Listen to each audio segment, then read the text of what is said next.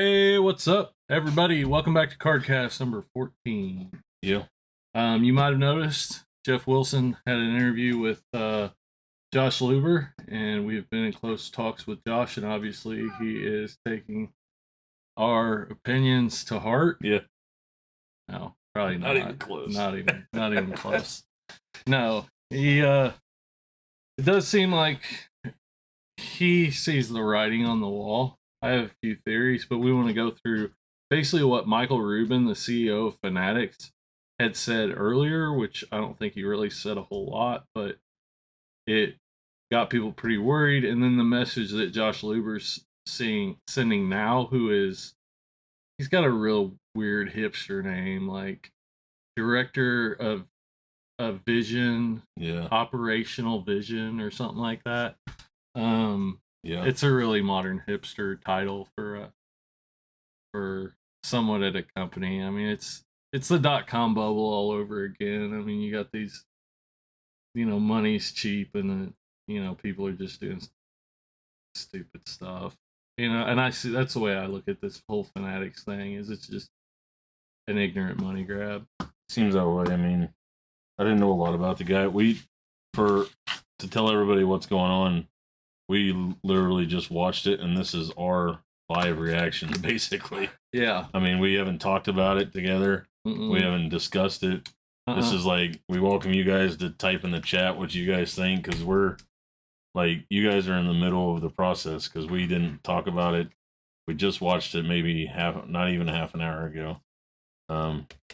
So this is like spitballing all that stuff all rolled into one. So I think I looked a little bit, and it's a really popular. There's a lot of people have made videos about not reactions to, but like their thoughts on this Josh Luber interview with Geoff. And normally that's not our gig. Like we don't jump on any bandwagons. It's just something that is strikes to the core of the trading card market, to the heart of what we do every day, and super important. Yeah, I mean, it's amazingly important, and what this small group of people are going to decide to do with a $1 billion industry that affects hundreds of thousands of people. Small group of extremely unexperienced and uneducated on the issue people. Like Michael Rubin knows nothing about cards. Zero. I don't even think he collects cards. Maybe he does a little bit, but the director of operational vision, Josh Luber, it seems like he's a pretty genuine good guy. That's the impression I got from him. He created StockX. He's a wonderkind. But he got back into sports cards in 2018. That's the line that struck me the most. It changed my entire tone of watching this video. Yeah. A guy that is going to run this industry just fired a company that had been around 70 years, and he's been around for 2.5. Yeah. So, I mean, if it was any other industry, if it was any other, I would be bailing ship so fast. If this was some stock that I had just bought, if this was I would be bailing so fast on this. But this is, a lot of people's livelihoods. Like we're and not me specifically, but other shops, other distributors, other wholesalers. And they're, no matter what he said in this interview after that, it was like his naivete in this market. He's going to be learning. He better crunch numbers for the next year before they get their license or whatever it is, year and a half. Just after that, the entire tone changed, because I knew how elementary this discussion was going to be after that point. Yeah. I mean, you have Geoff, my pet name for Jeff Wilson, Geoff. Who, hot take, I actually think that Jeff Wilson will, if he sticks this out, which I don't think he will, the declining market, if he keeps on doing what he's doing, if he actually cares about the hobby enough to continue this, hot take, Jeff Wilson gets much more widely accepted by the core trading card community. But he's gonna have to eat some humble pie to do it. Yeah. But anyways, it was a good interview between two guys who have 3 years of experience in something, and 3 years of very part-time experience. Like Josh Luber has been focused on trading cards for a year, probably. You know, but and Jeff probably actually has more hours of experience than Josh Luber does. You know, Jeff's had this channel for like 3 years now. I think it was 2018 when he first started the channel. But exactly, like, what, you don't know the core concepts. Like, how do you plan on expanding on a market that you don't understand? And there's no way he can understand the market. He can understand flipping. He can understand how graded cards work. He can understand a layman's basic principles of what's happening in the hobby, just like anybody else can. But that's not understanding the market. No. The difference between his goals of running a company, and maybe he doesn't run the day-to-day type. I mean, I don't know what this whole vision quest thing is of his like title, but he's the head of the operations apparently. So it's like the art director or director of a movie and the person that does the budget of the movie.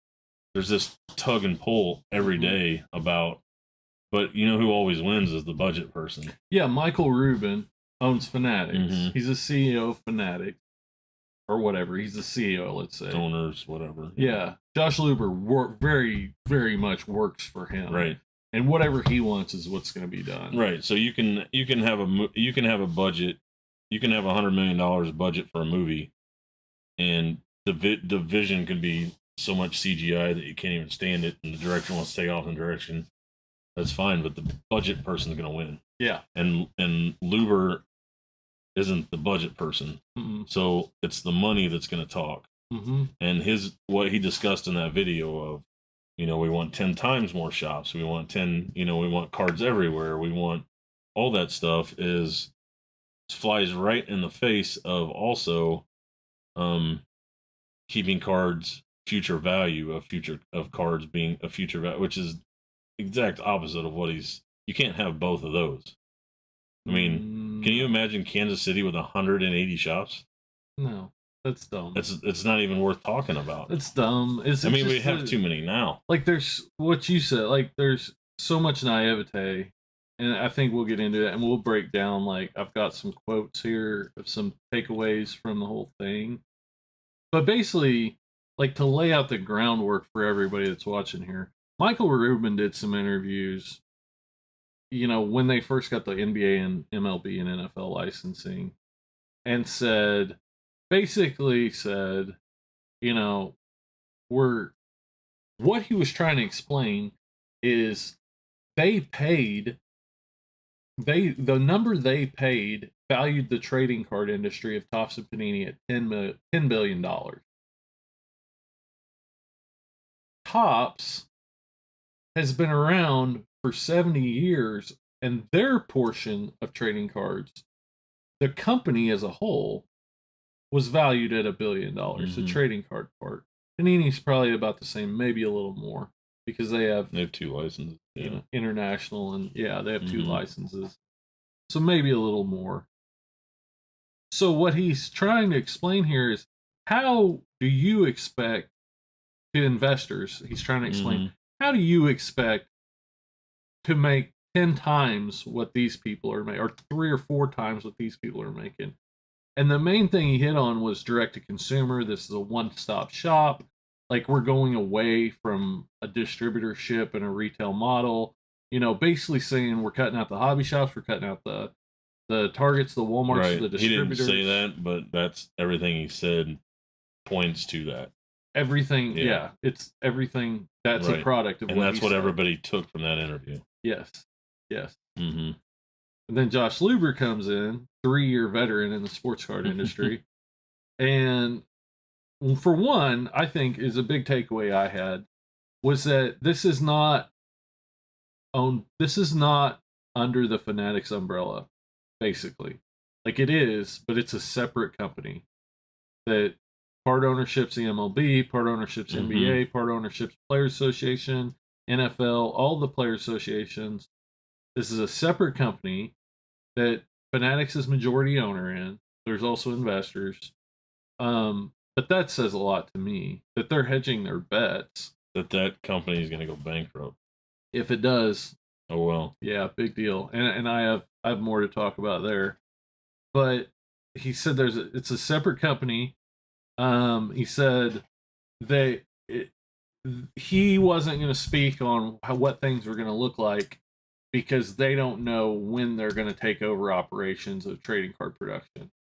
So he's saying it could be soon, could be later. You're basically saying if we buy Panini, the only way Topps sooner is if they buy the Topps or Panini. Yeah, that's the only way. That's the only way. Yeah, that's the only way. It's sooner. So I think that's deliberate that he's saying that. 100%. And I don't think it's deliberate in benefiting us. I think it's deliberate in trying to grow hype around Fanatics. I think. Well, I think that I think there's going to be a lot of hype when it happens. I think there's going to be a lot of new people. I mean, in the hobby when it happens, but also what that's going to do is you're going to go direct to consumer with a lot of this stuff, and it's going to look great, and it's going to look, and the end consumer is going to most are going to like it. They're going to get they're going to get boxes cheaper than what they are now because they've cut out all the middlemen. So instead of whatever it was this week, Mosaic basketball being $750, now it's only $699. You know, everything's going to be cheaper for the end consumer. And most 90% of the industry is going to enjoy it until all of a sudden the shops start fading away year after year after year. And 3, 4, 5, 6 years after this happens, there's not going to be all this backbone of this industry that was there. You've eaten away from the backbone of the industry by making it direct to consumer. Now everybody's happy at this moment. It's only direct to consumers that collect trading cards and are willing to go online and buy them. And the amount that's willing to go online and buy them might go up, but the amount of collectors as a whole will go down with the amount of hobby shops. Hobby shops are the intro point. That is the introduction. There's people that come in here every day that want to show me their cards and would rather show it to one person that can look at the picture than put it on Instagram and have 1,000 people like it. Sure. And once that gets eaten away, and that's going to take up time. I mean, that's not going to go away overnight, but that's going to eat away at the backbone that has built. You know, I mean, this isn't the direct to consumer plan isn't something that is going to be lasting long term, even though that's the future of every other business. But Josh Luber is backtracking on that. He's saying that's not the vision. That's not what they want to do. They want to have stuff on Target and Walmart and have gas stations, 10 times as many hobby shops. A quote from him is that they should be palaces and museums where kids want to go and hang out. And I mean, okay, like I think I think personally there's a huge overemphasis on how many kids out there want trading cards that can't get them. Yeah. I think there's a big overemphasis on that. I think that's people's excuses when they're mad about not being able to find what they want. For sure. They want Prism basketball at Walmart prices. Hoops basketball's there. Yeah. Or Topps baseball's there. Yeah. But they want the Prism. They want Prism basketball. And they want it not because for not 90% of them, 99% of them don't want it because they love Hoops Prism basketball product. Mm-hmm. They want it either because they want to resell the product itself, or because it's worth more, or because the singles are worth a lot more. Mm-hmm. And it's arguable now whether they are at this point in the game, with as much as the market's gone down. But that's everybody's argument is, oh, kids can't even go and find anything on the shelf. And there for a while that was true. Nobody could go find anything on the shelf. Mm-hmm. But the idea that there's all these, in the 90s it was different. The idea that today there's all these millions of kids out there that don't have access to trading cards, I think is naive. Mm-hmm. I think that's a popular opinion because we're reminiscent of the way it was when we were kids, but I don't think it's true necessarily. Right. I have all the Tops update, all the Tops opening day, I have $3 packs, $2 packs. I have it all. Mm-hmm. I mean, if they want cards, they can come get them. Yeah. You know, I mean, there's no shortage of inexpensive packs. I mean, there may be at Walmart or something, but getting cards into kids' hands isn't a problem. We have a loyal group of kids that come in here on a regular basis. But he sounded specific that this is like a passion project. 10 times more shops, palaces, museums where kids can go and hang out. We can't fill our shop up, Mm-hmm. and it wouldn't, there's things we could do to get more kids in here, even though that doesn't pay the bills. Yeah. But it's not going to be full of kids. There's nothing we can do.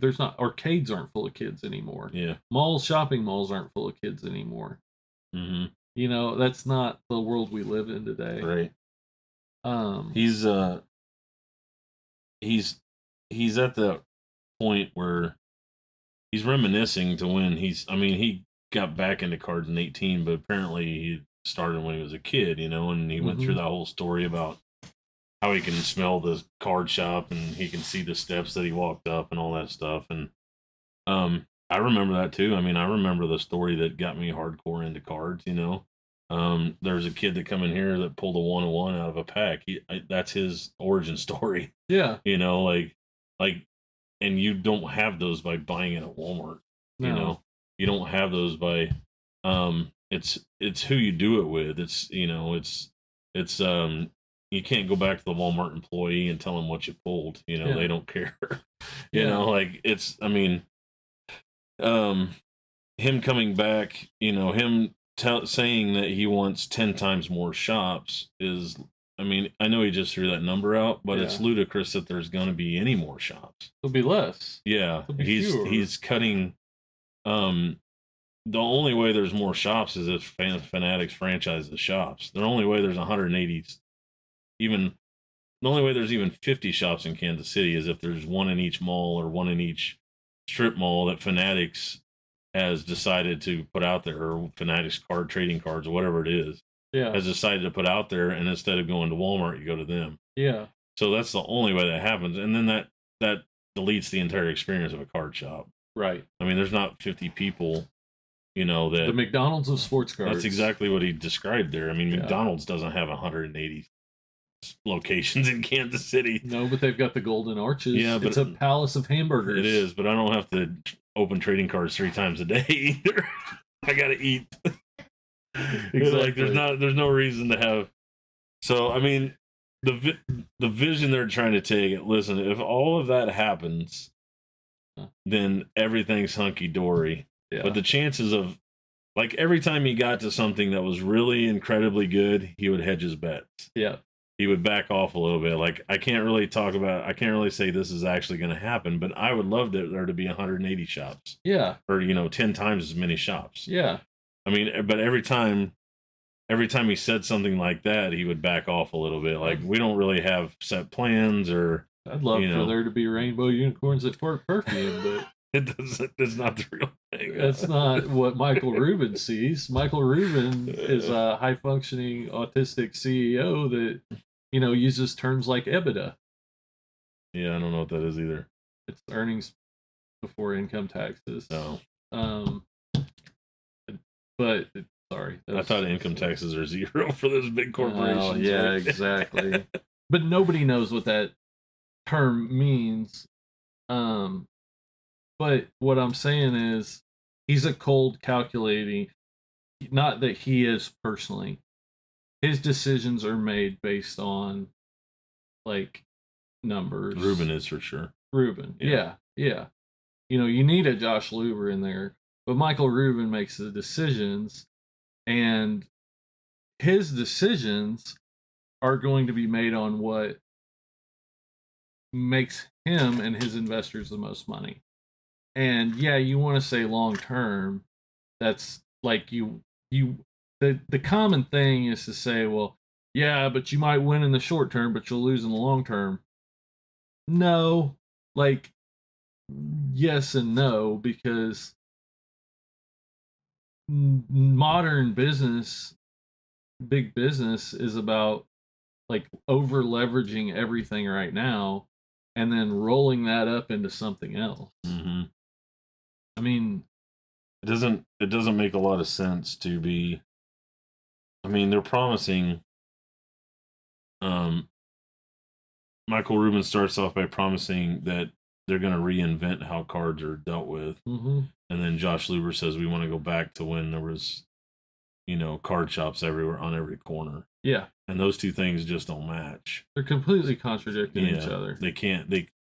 And the reason that happened is because there was so much backlash when Rubin said we're going to reinvent everything. That's exactly why I said. That's why I started this off by saying, they went, took our advice and are, backtracking because, yeah, exactly. You can't tell people that have invested their time, money, their livelihoods into this business that 2.5 years from now you're not going to have any product to sell, because people might, like Josh Luber, might not respect our opinion, but there probably are people out there that he knows know way more about this industry than him, and he does respect their opinion, and they're saying the same thing we are. Yeah. Because everybody who knows the bones of this business is saying the same thing. Everybody. I don't know. I mean, don't you think? Yeah, I do. I mean, you think there's a shop owner out there that's excited about Fanatics? Not one that I've talked to. Not a single one. Not. There's people that I've talked to that are making exit plans. Mm-hmm. And all this that we're saying, in the short term, it's going to look good for consumers. Mm-hmm. Prices are going down. Prices are going down at the same time that the shops are still here. Mm-hmm. So you can go buy it online, open it up, come show it to your shops, come sell it to your shops. But I'm telling, there's shops. In that interview, he's saying he wanted shops. There's some shops that just live on wax and supplies, and that's how they make a living. And he's telling that he wants shops to sell more singles, to have a bigger selection of singles, and that tells me immediately that he does not know how this works. No, he doesn't know how shops work. He doesn't know the bottom line of those shops, because if you took wax and supplies away from shops, 95% will go out of business immediately. Easily. And he has no idea what happened before 2018. Like, what the previous 30 years of trying to survive on wax was like. Mm-hmm. He's only seen. The guy's smarter than I'll ever be. It invented StockX, created StockX, but he got out. He also got out when the going got tough. Yeah. I mean, StockX probably is not the envision of what he thought, and there was repercussions of the stuff that he put into place that changed the industry for something he didn't like. I mean, he doesn't even like it. He said he wants to see shops where kids can go and hang out. He said in the sneaker industry, We used to have that. Mm. We don't anymore. Probably a lot to do with because of StockX. Sorry, not sorry. Yeah. But that's also a completely different market. So basically, he came in and ruined the sneaker industry and took all the money. And now he has all the money. Like StockX is where you go to buy limited edition sneakers, right? Took all as the far money. as I know, yeah. Took it out of all these, smaller marketing platforms and stuff, shoe shops and stuff like that. I don't know where people went to hang out. Right. Sneakerheads went to hang out before. But he destroyed that, like that at the grassroots level. He destroyed that. Yeah. And so basically he's saying, oh, I don't want to do that with sports cards. My instincts tell me, yeah, you say that, but that's your default. Obviously, that's your default. That's how he won the first time. That's how he got the job. That's what you're gonna do. Yeah. Yeah, that's how you got the job. Sorry, not sorry tells me you're not sorry. Yeah, and Michael Rubin's smarter than him. Yeah, or at least has more money. More calculating. I mean, this has already happened in, this has happened in our industry. It's happening right now. Like what's happening right now with PSA is what's going to happen with the card shops. So PSA completely shuts down grading. Okay. The only levels that are available are the 150 and up. So imagine when Fanatics just turns off the spigot and there's no more cards out unless you go through Fanatics products. So they're going to have a few places, a few companies, a few shops, Varus at Burbank and, probably Card Collector 2 and guys like that might have direct accounts or whatever. But right now, we can ask people, have they graded any cards lately? Yeah. But you're living on formerly graded cards coming in from a year ago. You're living on old submissions, and it's the same. It's this right here. I bought this yesterday, and it's a submission from a year ago, and you can just grab a handful. You can tell what it is. Base cards. Nobody's submitting this stuff anymore. It's Cam Akers, PSA 9s, it's AJ Dillon Orange, Jalen Rigger, Jordan Love Prisms. Like, nobody's sending this stuff in anymore. No. So what they're doing is what PSA is doing is they're separating they're making one big minority, and then they're putting the people that have the will or have the money, the financing, all that stuff to grade those cards at $150, i.e. the Mac Jones rookie cards. And they're turning that into the rich get richer, and then there's everybody else. And that's exactly what's happening with PSA. So as soon as they turn off the spigot to where people can get cards reasonably at shops, or they can get wax reasonably at Walmart, he's not talking about that at the shop they're selling it. Select's going to be $60 a blaster the first time, not through me, not through somebody else. It's going to be, so everybody's going to say, great, it's on your shelf for 75. I'm getting it for 60. What a great deal. Well, eventually the place where you went to sell those cards, the place where you went to trade those cards, it's going to be gone. So that $60 is only going to be worth 30 because nobody wants the cards inside of it. Yeah. They're eating themselves away from the inside. And that's going to take a while. It's the same way with PSA. If they don't go back to, like, everybody wants this. Everybody wants Bo Bichette cart Topps Chromes graded. But once everybody got this, they're not worth anything. Like once everybody gets the cards they want, they're not worth anything. So they're going to create cards that you can get anywhere. Topps opening day, Donruss baseball. They're going to create that, and then there's going to be this whole group for this other people that 95% of us can't afford. Yeah. Fanatics Flawless or whatever it is. Yeah. And there's not going to be any middle for a kid to go from Topps to National Treasures. Right. There's not going to be anything in between. Yeah. Because Select's going to come back down because they're going to print the crap out of it, and National Treasures is going to be so limited that nobody can touch it, and it's just going to skyrocket in price. Yeah. I mean, that's what's happened with the stuff in the past that they've put actual numbers on. Yeah. So, I mean, you heard me when we watched the video when he said transparency is the key. Yeah, that was one thing that he said. That, you know, being more transparent, that his vision, again, without, you know, like, without any kind of say in what actually happens, is to have 100% transparency.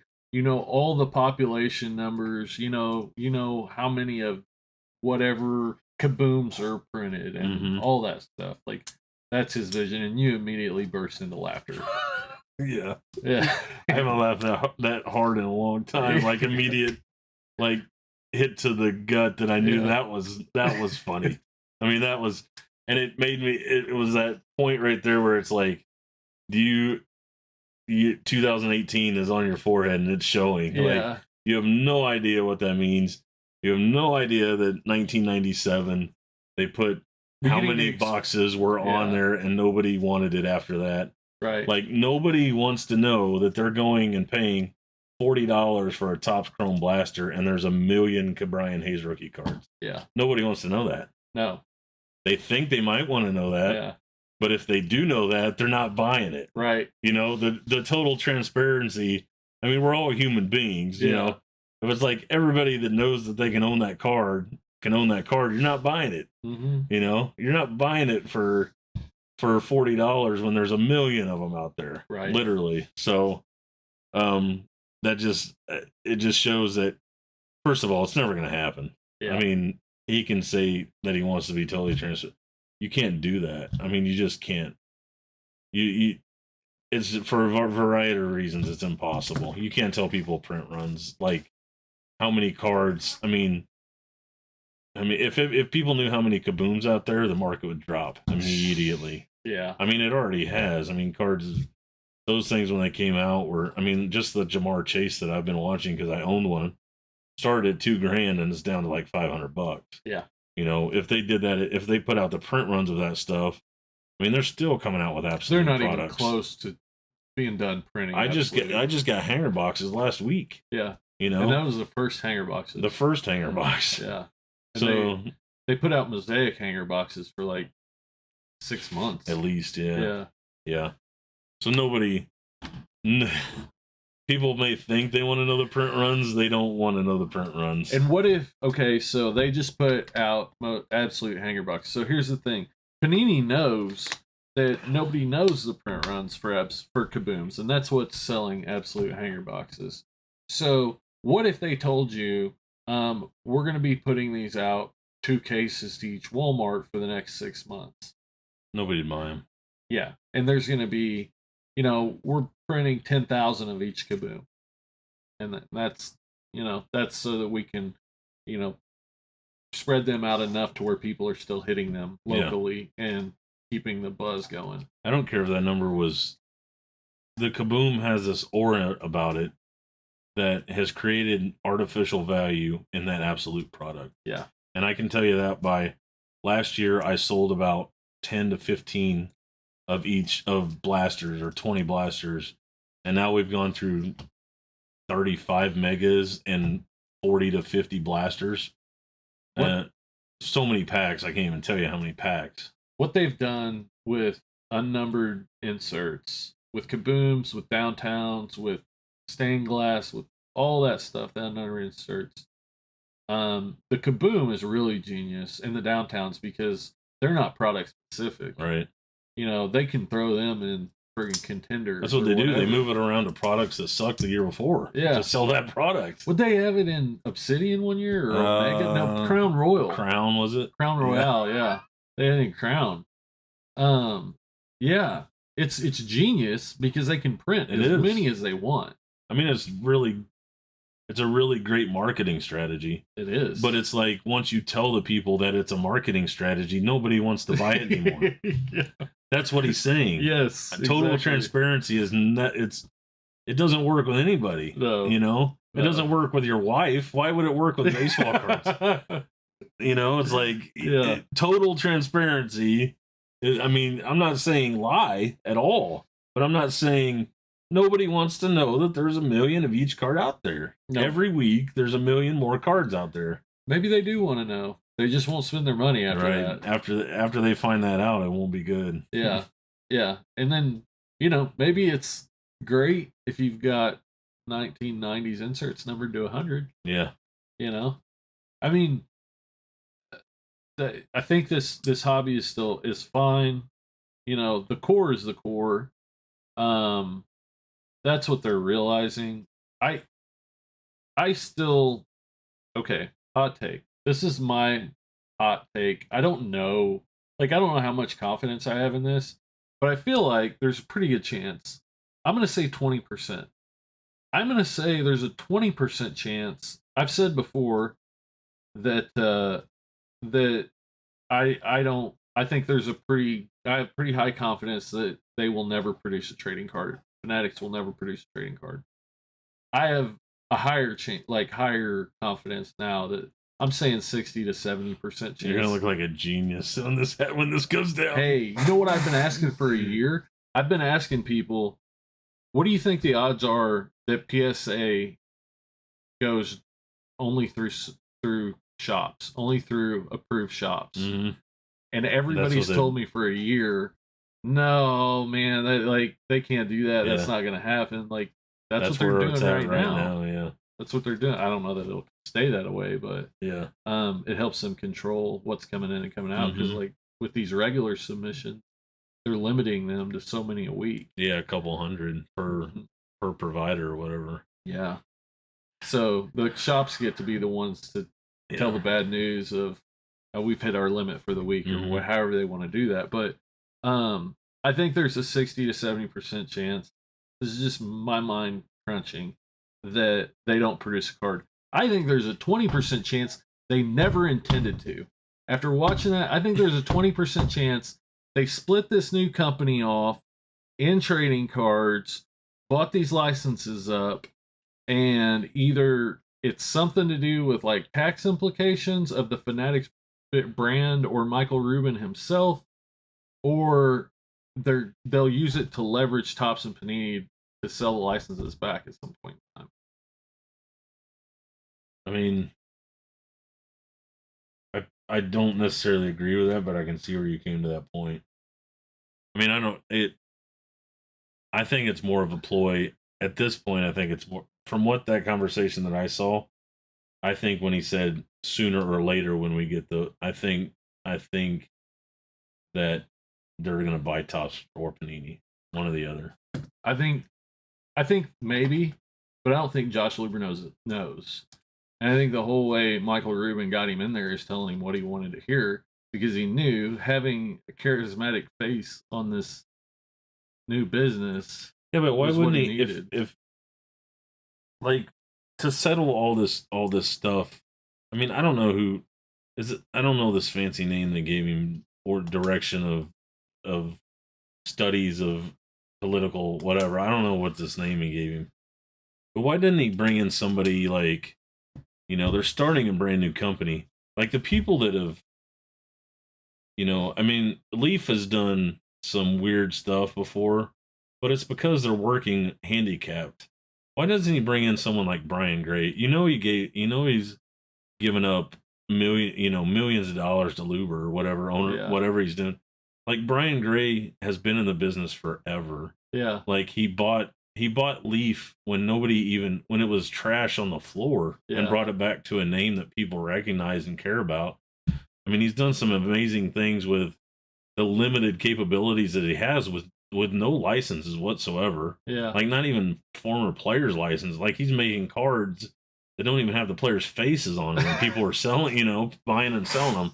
Like hire Luber and Gray, and then you got the experience, you got all that stuff, and then you got the vision for the future that took StockX from nothing to dominating an industry. Yeah. Like those, and I think I think we're right in the middle of that. Like, I think he might be, and the people, instead of someone like Brian Gray, he's just going to hire the people from Topps. Yeah. Or he's going to hire the people from Panini that have done this before. Yeah. And then just buy the company. Once those people leave, like, he's cutting their knees out, you know? But here's the thing. Okay. Here's the thing, and I think putting Josh Luber out there to kind of backtrack everything Michael Rubin said tells, like, I get the strong feeling that they realized they screwed up. Like, this is not going to be nearly as good as what they thought. Like, they're not smart. Like, there's no way they triple the business in a declining market. There's absolutely no way. It's just such a weird thing to tell somebody everything's going to change, but wait 2.5 years. Yeah. Like, it's just this middle ground, this place, what's that place between heaven and hell? And limbo. Yeah. You guys know what I'm talking about. It's just this equilibrium of, we don't know what to do either way. And they're trying to qualm that, like, all right, stay where you're at for a little while, we'll figure this out. Like, nothing's going to change really, like, and then all of a sudden, bam, you get hit over the head and you're going one way or the other, So, so what happened? Purgatory is the word. Purgatory. I should have known that. Damn it. I should have known that. What happened, because the basketball singles market is 25% of what it was 8 months ago. Mm-hmm. All right. So what happens what happens if they realize they messed up? They don't actually owe the leagues the amount that they told them. And let me preface with this. If they buy Topps or Panini, here's the thing. If they buy them, they're stuck with them. Mm-hmm. Like, they have to pay to get them. As opposed to what happens if they go back and sell these licenses, create a bidding war between Topps and Panini. You get all 3 licenses. Or pick and choose. Yeah. I mean, I think at that point, the Major League Baseball and Players Association pulls the plug from their licenses at that point. I mean, it's not the bill of goods that they got sold. Right. Right. They're building this company up, which could happen. I mean, that stuff happens all the time. Licensing, and I mean, they could pull them back and say, and they could go crawl, and the players and stuff could be crawling back to Topps and saying, here, will you please take these back? Yeah, what do you give us? Yeah, like, I'm not saying, I mean, everything all in, sports cards, Major League Baseball doesn't care if sports cards exist or not, really. Yeah. It's $20 million a year compared to an industry that makes whatever billion dollars in revenue. Like, it's really not a big amount of money for them. They understand. I mean, I'm sure they understand the entry point and all that stuff, and it's part of the history of the game and all that stuff. But like, cards could go away for a couple of years, and Major League Baseball could make that. I mean, we're not. Obviously, they could take something away and have nothing happen. We're going through that right now with the lockout. Right. Like, they could do that and not have cards for a couple of years. Well, right. They could. Mm-hmm. Rather than crawling back to, I mean, they're not going to crawl back to Topps and give it away and say, hey, let's just go back to the way we were. You don't think so? No. You don't. They wouldn't accept $20 million a year from Topps? I mean, maybe, but I mean, what's Topps guarantee that this isn't going to happen again in a couple of years, Well, then they signed the new contract. Yeah. I mean, but I guess what I'm saying is, if the Fanatics holding corporation of trading cards, mm-hmm. the new company started with a majority by Fanatics, if they buy Topps or Panini, that's a sunk cost. They've invested that money, and they can't get it back. Right. there's no that they're committed. Like now you have to produce trading cards in a declining market. So You think they're smart enough to figure out that it's declining? Or their egos big enough to think they can grow it at the same time? I mean, they really should have looked at some historical data before they made their decisions on how to value or listen to people that had seen a down market before. Yeah. All your not mean this is not us, not but talk to some actual people like, should we be promising Major League Baseball we can do 5 times your earnings? This is like, do you think this could go 5 times higher? Everybody that had been in it for more than 10 years had said this is the peak. Yeah. This is it. This is the best it's ever been. This is the good old days. We're riding the good old days right now. Yeah. Like there's that saying that I wish when you were in the good old days, there was a way to know you were in the good old days. I think it's The Office or something like that. The guys that had been in it for 10 years knew it was the good old days because we had seen the rough days. Yeah. And none of these people apparently talked to is like, okay, well, we can take the good old days and make it, 5x. Yeah. Like it's not going to work, man. No. No, the market's not like they're not changing history. Is one of the things Gary Vee came out and said at the very beginning of this was, I've worked with toy manufacturers with my company and advertising or whatever he does, marketing, whatever, and they told me, back in 2017, when I started getting back into sports cards, these are cycles every 30 years. Kids grow up and they make money and they want this stuff. They want to get back into the stuff that they had when they were kids, or they want their kids to get back into. The mom wants their kids to get into Barbies.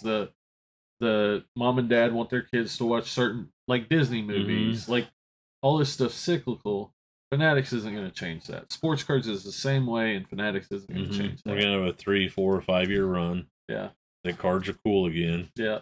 And then it's not. It's not. Yeah. It's cool to us. Yeah. I mean, the market's not the same. The reason, I don't have any question about we've put ourselves in a position that we're going to be here no matter what. Like when I talk about this stuff and I'm not worried about my livelihood.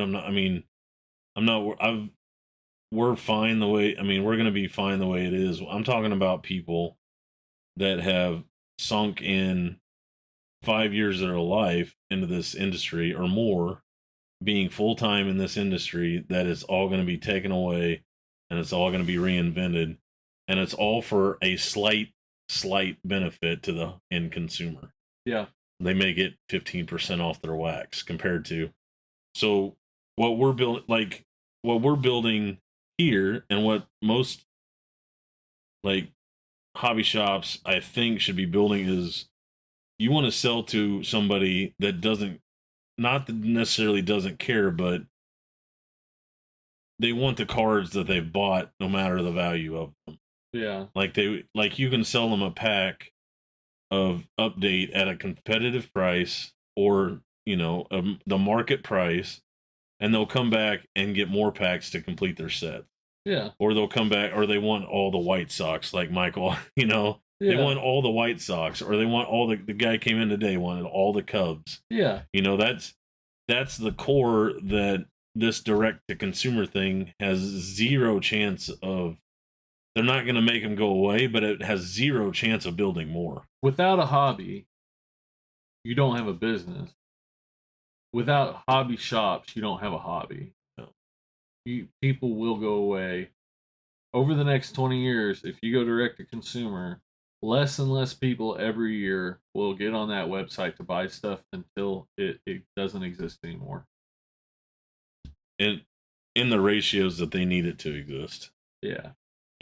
There's very smart, there's very creative people in this business. And, there's people, there was a guy 15 years ago that had a card show on every Tuesday night. Every Tuesday night, he rented the hotel. It was cheap. It was on a weeknight. But every Tuesday night, but that was his card shop. Like, that was his entry level into like an ownership type thing, and he would have 4, 5, 6 guys set up with him to pay for the room or whatever. But every Tuesday night was his card shop. Like there's creative people that can get cards in people's hands, but the reason he could do that, or the reason he had to do that, is there was no other shops in the area. Yeah. Like there's been a time, like we're lucky right now that, I couldn't even fathom 2-3 years ago that there was 5 shops within 15 minutes of my home. Yeah. That was unfathomable even 2 years ago. This guy wants to put 40 of them within 15 minutes of my house. Like maybe he's 10 times smarter than I am, and I can't even fathom what he's trying to do. He's not. But it's I don't know that there's enough people that can run, that many shops. When it comes to trading cards, you're infinitely smarter than him. Well, I've got more. It's just learned experience. You met the person that ran the shop that I got into in 1989. He came in today. Yeah, and that's when this all started. Yeah, that was literally 32 years ago. Yeah. That's dumb. Mm-hmm. Like, if I don't know anything about this, then I need to be checked. Yeah. So, but we've seen the ups and downs, and this is the top. Yeah. Like, you can't artificially inflate this bubble that long to make it go 5 times higher than this. It's not going to go any higher. It's not nothing you can do. Imagine the people that you know in sports cards right now, and imagine 5 times that many people. It's not going to happen. It's impossible. I don't think the math even works. We're on the other side. Like you say, we're on the other side of the mountain. Mm-hmm. February was the top. We're on the way down. For sure. And there's nothing they're going to do. We see it every day. Like, yeah, this is what we do every day. This is what we think about. Yeah. 12 plus hours a day, every single day. Like, I'm telling you, there is absolutely nothing they can do to where when they take over, they will get the trading card market past where it was February. 0 chance. Absolute 0. I'll put money on it. Who wants to take a bet? So I'll give odds. I'll give 20 to 1 odds. So the only way that Fanatics survives is to have the market anywhere close to where it was, and then cut out everybody that made money except for them. That's how they valued it. Yeah. That's exactly how they valued insane. it. It's crazy. Yeah. Insane is the right word. That's insane. Naive, insanity. Yeah. Putting numbers on paper that will never happen. Even Michael Rubin, like when he was talking to CNBC, I don't know if he was speaking. Like, they valued the trading cards as a business, Canadian Tops, maybe Upper Decks included, at $10 billion. All right. I think that was the evaluation. I think that was the evaluation of the new Fanatics trading card company. Yeah. Right. Yeah. But the evaluation for Topps and Panini themselves was only at like the guy was saying, Topps, like half of theirs is gum. Yeah. So like he said, like $500 million. Yeah. Was their trading cards. Like, we can get to 2 or 3. How do you get to 10? 0. And he said, cutting out everybody else that ever made money in the industry. That's how you get to 10. Yeah. That's what he said without saying those what words. He said everybody that sells on eBay, they're not going to make any money anymore. Everybody that owns a shop, all the wholesalers, all the distributors, Dave and Adams, Blowout, Steel City, GTS, Southern Hobby, all those companies are going away, and we're going to make all that money. So this is a $10 billion industry. Mm-hmm. This is an $11 billion industry, and we're going to take $10 billion of it. And I hope they die doing it. That's because if that is how you look at business, and I truly don't think, like watching Michael Rubin, I'm just going to say, I don't think it's possible for him to operate in any other manner. But if that's how you look at business, is you're going to take my hobby and destroy it So you can make whatever $9 billion over the next 5 years. Like you shouldn't be allowed to own a business. Like there's no ethical basis for that. Right. You should not be allowed to run a business if that is your mentality. Like, but that's insane. That's what's happened. That's what happened with their clothing line. That's what happened. I mean, he's done this before. And it's not evil. It's his mind doesn't work any other way. Right. That's the way I look at it. So it's all about like how do I and that's very well is his plan is that I'll do this for 5 years, I'll make $9 billion by eliminating everybody else. And who cares what happens after that point? I've just made $9 billion per year for 5 years. Yeah, who gives a shit? Yeah. The dumpster fire I leave afterwards. That's what somebody else can put it out. That's what StockX did. How many people are talking about flipping sneakers anymore? Yeah. Hell, how many? I mean, yeah. Yeah, I mean, that's very well possible. In my mind. Like, that's... I don't think he cares at all about what happens to this hobby. Even monetarily, now that we're sitting here talking about it, like, he doesn't care. Mm-hmm. He's going to make more by cutting everybody out, even if it only lasts for a year or two, than what Topps was worth, what their trading card division was worth. Mm-hmm. So from a purely numbers standpoint, why would he care? I don't think he does. I mean, that's... Yeah. I don't think he does. Yeah. I mean, I think he got out there, and the first time he said, and he did that interview, and he said everything, like, but he didn't understand the backlash that was coming. No. He didn't understand how passionate, first of all, a lot of people are about this hobby. Mm-hmm. And for the people that it is a hobby for. I mean, there's a lot of people that like to make money at their hobby as well. Mm-hmm. I mean, there's nothing wrong with that. But the hobby portion of it, I mean, at heart, there's a hobby portion of it that lives and dies with card shops. Mm-hmm. And the reason it was dead for 15 years or more was because there was no card shops. Right. The reason it's alive now is because we started these little, Walmart, Targets. They were sparked. It was like a spark that created a big fire. This guy, all got enough retail there's plenty of shops now that are almost all retail. Mm-hmm. They get one or two hobby boxes of whatever they can, but that built the shops and built that credibility and built that wave that 18 shops in Kansas City could be opened. Yeah. Like if you don't get anything else from these podcasts that you watch, just know that there's 18 shops in Kansas City at one point at the peak. And how many of those have hobby accounts? 4 or 5? 3 that I know of. 3 that I know of. Direct accounts. Yeah, direct accounts. Mm-hmm. Yeah. 3 that I know there's of. 15 that are able to survive on retail or indirect hobby. That's insane. Well, that's the peak. There was 18's the peak. We're down to 16 for sure. Maybe 15. Yeah. Like it started. Yeah. I mean, that's how I know.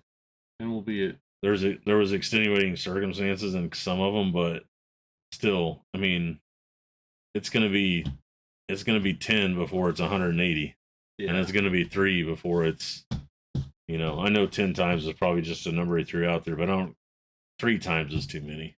And I feel like he knows that. I feel like in that interview, he knows that. Luber set the fires or Ruben set the fires, and Luber went to put them out a little bit. Yeah. Ruben had to do interviews. Yeah. After they, he's the CEO, he had to do them. He's not doing any more, I bet. Because I don't think the guy can. I don't think the guy can moderate himself. Or he just, I mean, he doesn't know. Jerseys are different. Yeah. I'm with you on the point that I don't think I think there's enough people that um I think there's enough smart people in the room, and I think there's enough smart people with enough money that can figure out. I mean, the more I think about it, the more I think there's Topps is so tied to baseball card.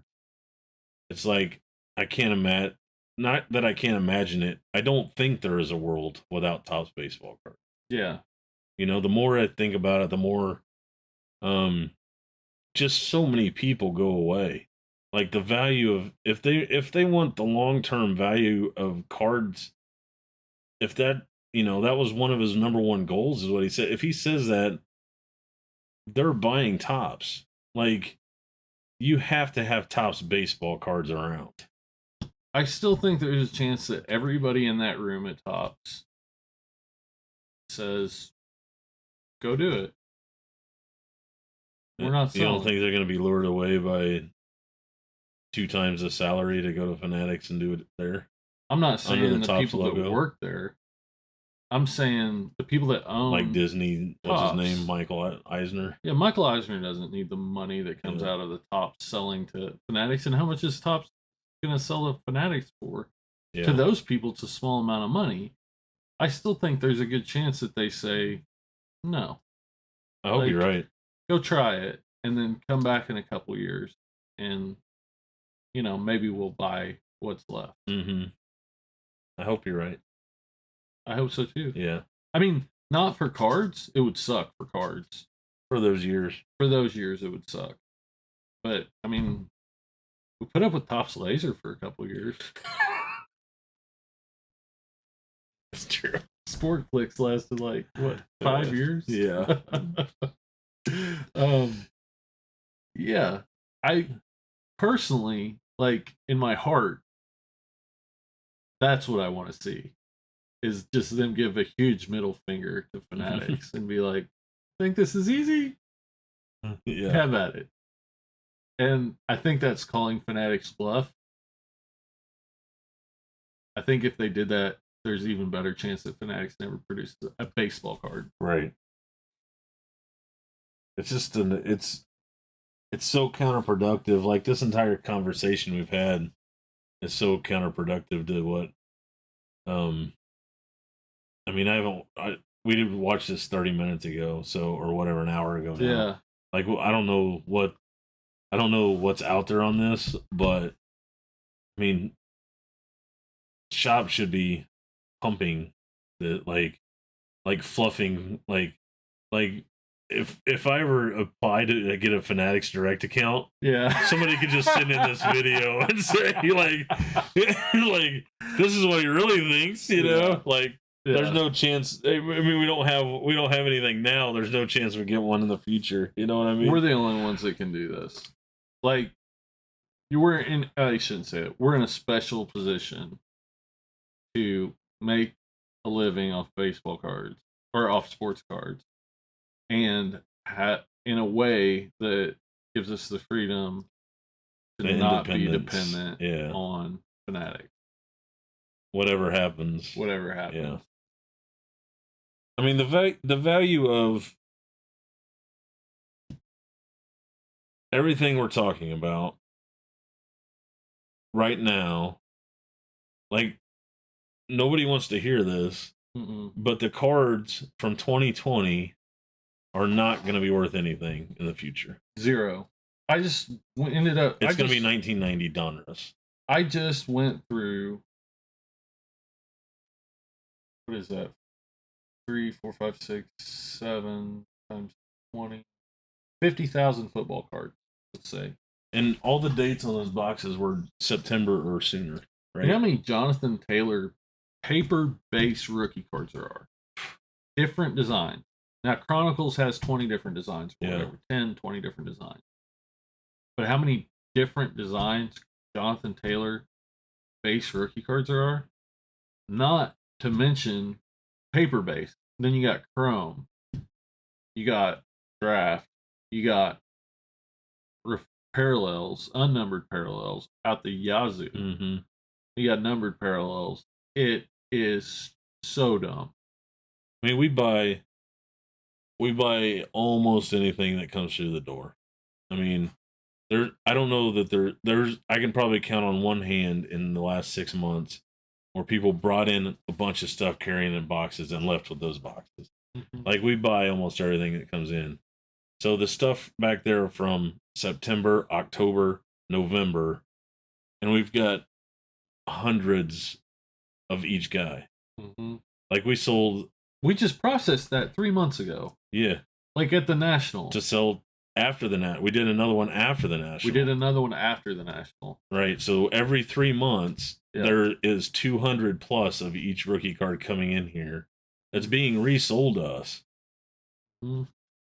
Like, so a year's worth is, we could probably, without even trying, without even going out and searching for it, we could have 1,000 of each guy's rookie card. Actively not trying, I would say. Like, lowering prices to the point where we feel embarrassed. Right. We'd have 1,000 of each 2020 football rookie card. So it's there might be, in that bunch, there might be only 22 select and 8 score and 15 Donruss, but in the aggregate, there's 200 rookie cards, which is the exact same reason why King Griffey Jr. Donruss rookies are $4. Yep. And it's gonna have the same.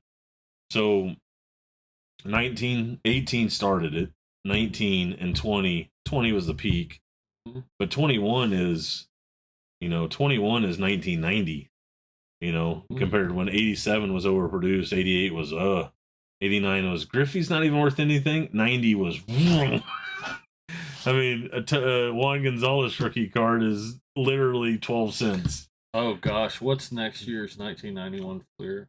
Oh, the bright yellow. Oh god, that stuff's never been worth anything. No. Nobody ever wanted that, ever. No. From the beginning of that set, no one ever wanted those cards. The only reason the factory sets are still worth anything is you don't have to look at the cards; they're still closed. You don't have to look at them. I haven't looked at one of the. I've worked here for going on 6 months. I don't know that I've looked at one of those since I worked here. I don't have to. If I see that color, I know. There's no reason to look at it. It's how I can go through monster collections so quickly. Yeah. There's no cards in there that are worth anything. Right. And it's the same. It'll be the same now, Yeah. Ooh. Gee, my knees. Well, I think there's a 20% chance Michael Rubin is calculating enough to just do this all, like, with no intention of ever producing a card. Well, I think there's a 50% chance we're totally wrong, but at least maybe 150% chance. That's a PSA 1 miscut.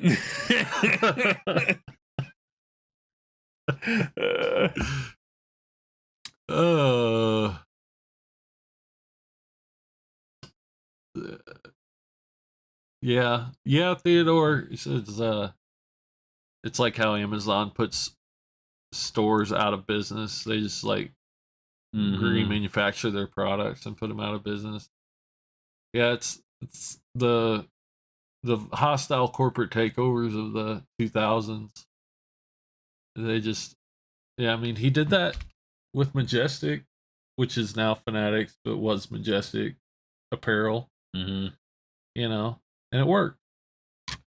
I mean, what it popped up was those places, like when the Chiefs won the Super Bowl, and there was all those places in the corner of gas stations, those tins that were selling knockoff shirts. Yeah, like people figure out, like it's like the criminal underground belly of the beast. People are gonna figure out how to make money on this stuff if you start taking all the money. You know?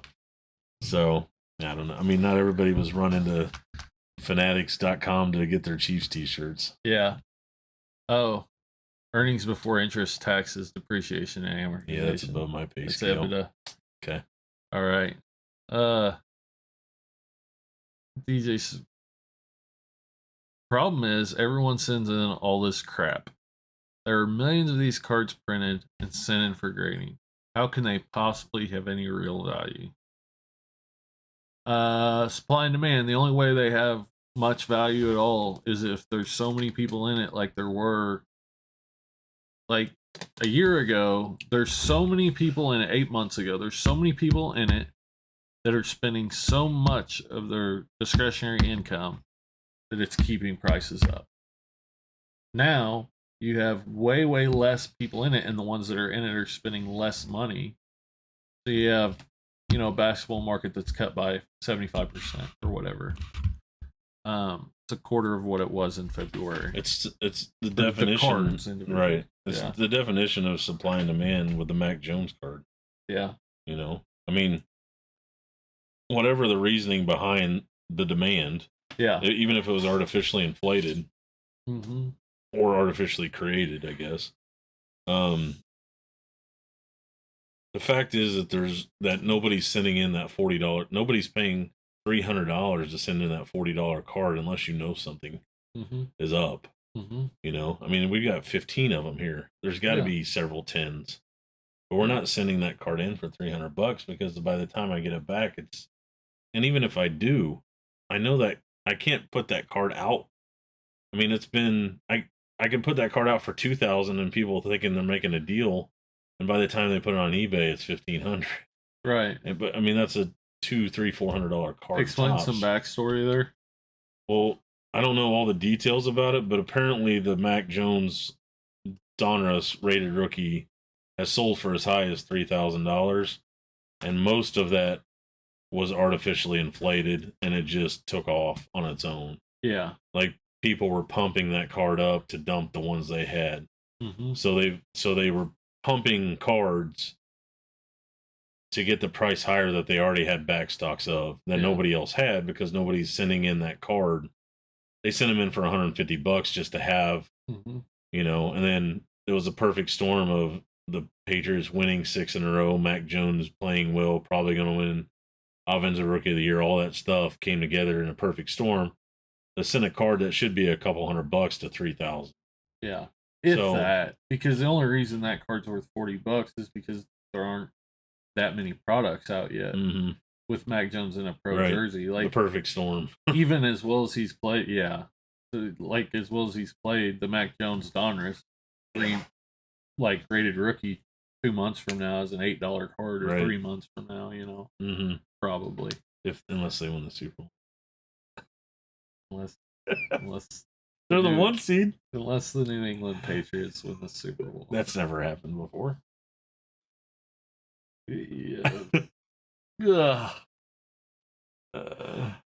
They are. Oh. Hey. Stranger things. Right? Stranger things have happened. Panini printers have been 24/7 for the last 2 years. DJ Storm, you're not wrong. Yeah. That they've spent more in grease for those wheels than what I'll ever make in my life. No doubt whatsoever. Of sports cards, they're gonna try to buy both companies.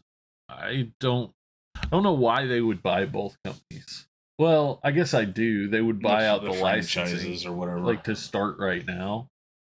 Probably, or they could have Topps Chrome basketball and Select basketball. And then, I mean, by dividing it up, I mean, he even said they had 50 brands or whatever.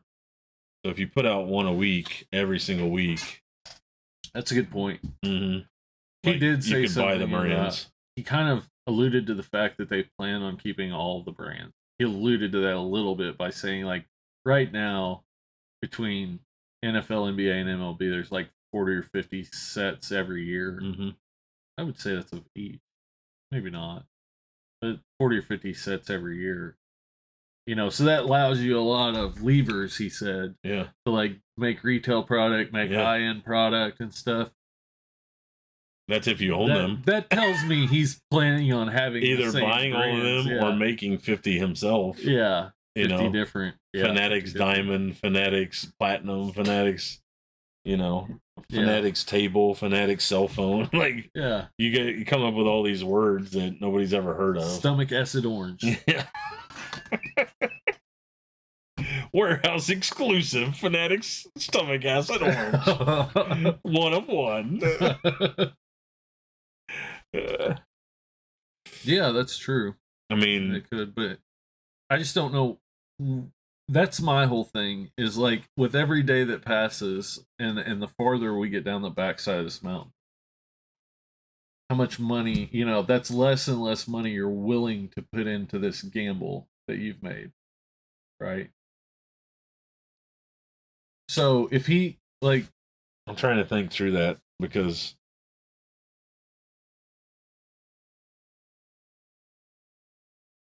so that would inquire them not to, like, they can't let it go another 2 years. That's where my money's at, is where it says the longer that this goes on without them buying at least one of those companies, the better the chance is that they never produce a card. So when he said sooner or later, when that happens, like, he didn't put a date on it. I mean, obviously that's in the works to buy one of them, you would think. Yeah, at least one. At least like one. You said. They can't let this decline continue for 2 years before they before they try to start their business. Panini's business, it wouldn't surprise me if their trading card business is bigger than Topps. Mm-hmm. And I would say they're the most likely to sell Fanatics. And they have their licenses go on for the longest, so it makes more sense in my mind for Fanatics to buy Panini and then use that as leverage against buying Top. Or just do that for 2 years. Or actually, I think isn't next year the end of Topps' licensing with the Players Association? The Players Association, which they have to have for NIL. Mm-hmm. Like, so next year's the last. If they don't, for baseball cards, yeah. If they don't get bought or get licensing back, next 2022 is the last Topps products. Mm-hmm. I mean, there is a chance. I mean, there is the possibility of the consumer not even knowing that anything's happened on the back end. Sure. Like, they buy Topps and they buy Panini. A consumer that is the end buyer of the cards would not notice a difference, except for the fact that their prices have gone down a little. Or up. Well, if you're a consumer that is used to getting your product at Walmart for $20, then yeah. Yeah. But even that, even the difference between the Dutch auctions that he talked about, like, I mean, I understand that that's the right thing to say, that Panini is making more money that way with a live Dutch auction, and the way that he did it at StockX was totally inventive and all that stuff. But nobody's letting those products get down to $20. Basically, what he said was, when he was at StockX, they did Bowman Chrome X, which was an exclusive StockX product, and he did a blind Dutch auction, which I think is where you don't know how many are left, but you put in a bid, and when they're gone, whatever the bid is that they sell for, that's what everybody pays. Right. And then what Panini does is a declining Dutch auction, where you could buy one for $10,000 if you wanted to. Yeah. Or whatever the starting point was. Whatever it starts at, mm-hmm. It goes down every 5 minutes until they're out. But you don't know what the supply is, so you don't know when they're going to run out. That's just first off the line product that they do that with. Right. But yeah, if they started at $10,000, the first person pays $10,000, but then every 5 minutes, if they don't run out until it hits $1,000, the last person's paying $1,000. So basically, he said maybe they'll do that. Like, they want to do that with their high-end product, but they want to do the blind Dutch auction because he's so proud of that. Like, because it's more fair. Like, good on you. Like, You he made cares your, what fair you know, is. you made your profit margin and didn't swindle people. Way to go. Like, oh, that's so ethical. But you can't let, I mean, you can't run a business by letting the consumer, like there's too much that can be dealt with there to, you know, I know that there was a couple of guys that once they got to a point on the Panini side, they just bought every one of them. They spent then millions of dollars and bought every single box. Like, there's too much manipulation that can happen in those things for that to work for every product. No, they didn't say it would do it on every product. It said just mainly the high end stuff. Okay. Like, he said that they wouldn't do it on they wouldn't be able to do it on every product. And then they're realistically, like, who wants to go through that on it? Like, what collector wants? I mean, yeah, it's probably is fun sometimes, but like, that's not how you want to get product all the time for most people. Yeah. You just want to walk into a shop, you know, hang out, buy a box, maybe if you feel like it. Not, you know, whatever. I mean, I understand why they see. I understand they don't see the drawbacks of it. I mean, when Target puts their stuff online, it's gone immediately. Yeah. You know, like, I understand what they see. I understand where this is coming from, but I don't think they understand, like, now those guys that are buying all those products are getting stuck with them. Yeah. You know? Yeah. Like, there's stuff sitting on the shelves right now, you know? Yeah. The, like, Chronicles Draft and Bowman Platinum and Tops, and yeah, there's stuff that's sitting on the shelves every week now. Any Panini baseball product. Prism Football was not, or not Prism, Prestige Football was not, it was on the shelves. You could go buy it. Yep. And it's not, I see when it was, like, when they moved Target to online only, but you could buy absolute blasters for 3 days on there. Those guys are looking into the past. Mm-hmm. Like, if they're looking at Target, people selling out, like Target selling out of products, which they're not. They're only selling out of certain products. There's lots of stuff you can go buy. You could buy Chronicles on there the whole time it was released. Mm-hmm. Chronicles Collegiate Basketball. But they're looking into the past. Because. But 6 months into the past. Yeah. Yeah. Not 2017 even. No. You know? No. Like, go back to 2015. Like, I blow people's minds in here when I tell them the story of how in August of 2018 I sold 27 Patrick Mahomes Donruss rookies. Yeah. For $3 a piece. Yeah. Because that's what they were worth. Yeah. Like, but now who even has 27 of them? You know? Like, those are, you know, and that's because there's so many more people in the industry. Yeah. It's already taken that boom. Yeah. Those are all spread out. Yeah. And they're going to condense again. And once they condense, they're not going to have that value. Yeah. Like, that Mahomes Donruss rookie is not a $500 card. It's just not. No. So, I mean, it for sure it could say a couple hundred or more. I mean, look at Tom Brady's stuff. It could. But it's not 500. You know, it's not for whatever it was at the time, you know, at the peak. It's just not. Yeah. So, but that's where, I mean, it's like beating a dead horse. Like, that's not what they're looking at. They're looking at numbers on a spreadsheet and they're saying, hey, it grew this much this quarter, it grew this much this quarter, and our WOBA earnings or whatever it is. WOBA, ex-WOBA. Ex-WOBA. Exhibita. Exhibita. Yeah. It's what's that Dunning-Kruger effect? Where the less somebody knows about something, the more they over-evaluate their knowledge of this certain thing. Never heard it. So it's like, I don't know, it's some study. There's all kinds of stuff, like videos on the internet about it, but it's like very typical, or like very topical, whatever. Like, makes a lot of sense in sports cards. Like, so they did a study, and the less experienced, the less knowledge somebody has about something, the more they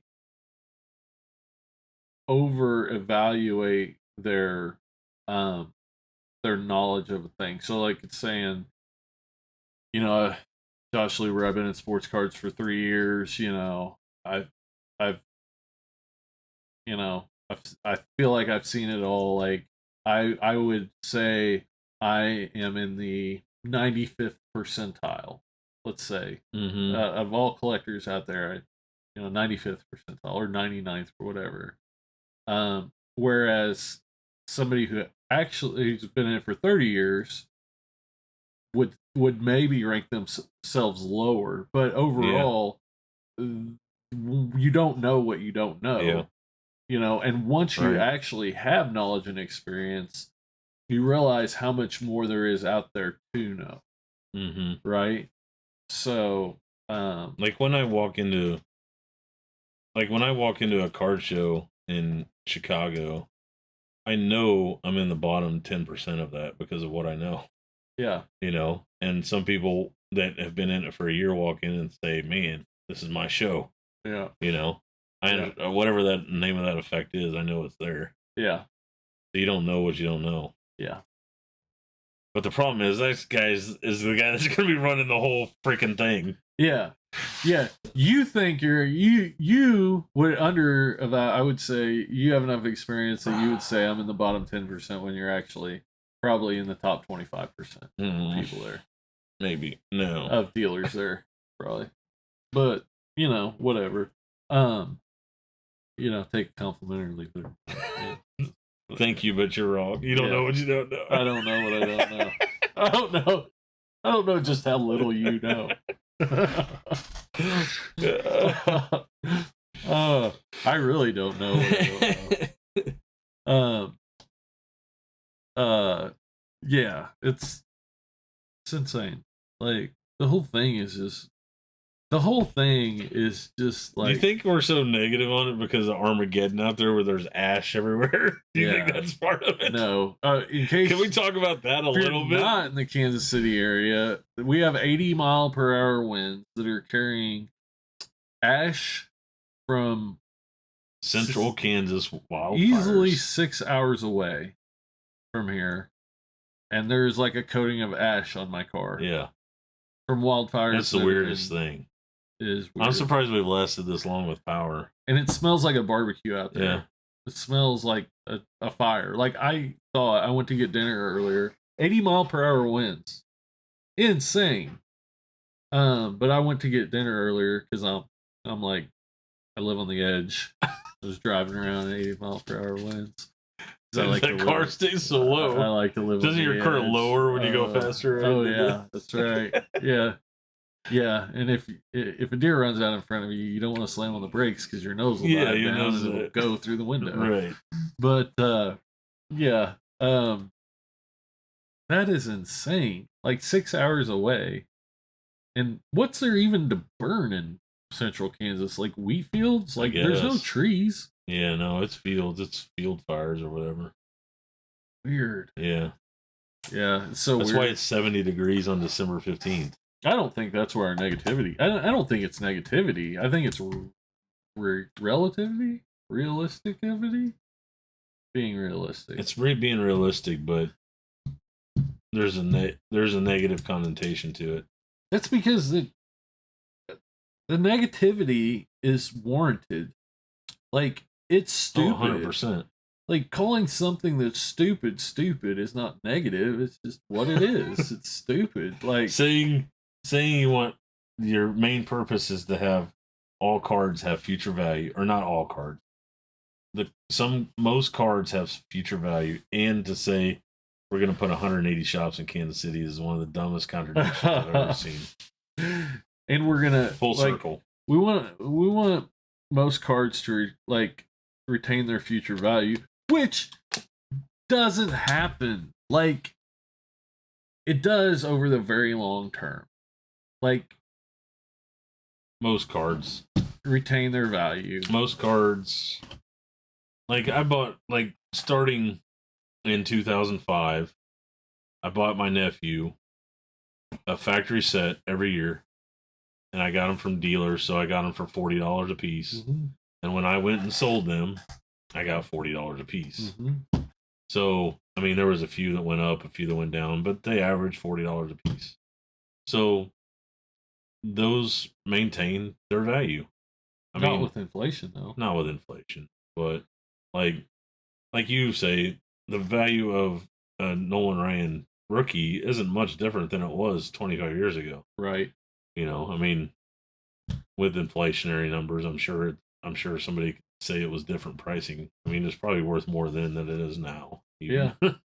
You know, $600 then is worth more than $600 now. There's this idea that because Nolan Ryan rookies and Mickey Mantles and Ted Williams and, you know, those cards, because those cards have always, in our lifetimes, and in most of the people in the hobby now, in their lifetimes, because those cards have always been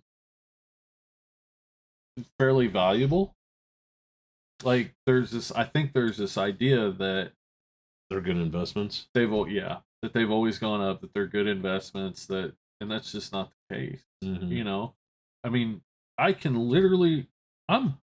need to look it up. There needs to be something where I can see, like, is there any way to see, like, Beckett's from the 1990s, the pricing? Yeah, we just threw a bunch of them away. Damn it. Because I'm pretty sure a Nolan Ryan rookie booked at, like, $750. Hold on. In, like, 1992. We just bought some today. Really? Yep. Oh, y'all are in for a treat. But, you know, Mike talks about how, like, during the recession in 2008, 2009, like, vintage went down. Like, a lot of stuff goes up. Like, right now, it goes up in spurts.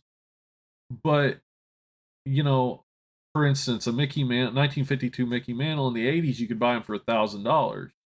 Once it got into the 90s, they went up to $10,000. Into the 2000s, they went to $100,000. Now they're $1 million, and it's like, you know, I mean, you could still buy one for $20,000, right? You know, but I have a 1991 Tough Stuff. Boom! Junior. I don't know what that means. I guess it's for kids. All four sports are priced. I didn't know they made a Tough Stuff Junior. I know. Oh, I bet it's because it's thinner. Because Tough Stuffs were like thick. This might not have vintage cards in it. Oh, yeah, it looks like it stops at 1985. Dang it!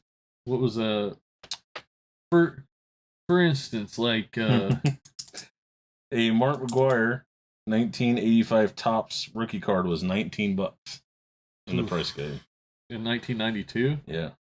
$19. 1985 McGwire? Yeah. So this only goes up to... This is a 1985 Fleer, so Don Mattingly's second year was $10. Wait. 85 Fleer. This is from 2018, I think, actually. 85 Fleer. Mattingly. 133. $5. It's with inflation, it's half. Without inflation, it's half. Yeah, with inflation, it's 85. Beware of counterfeit McGwire rookie cards. That's what it says in here. The McGwire is $20 in here, and it's 19 in there.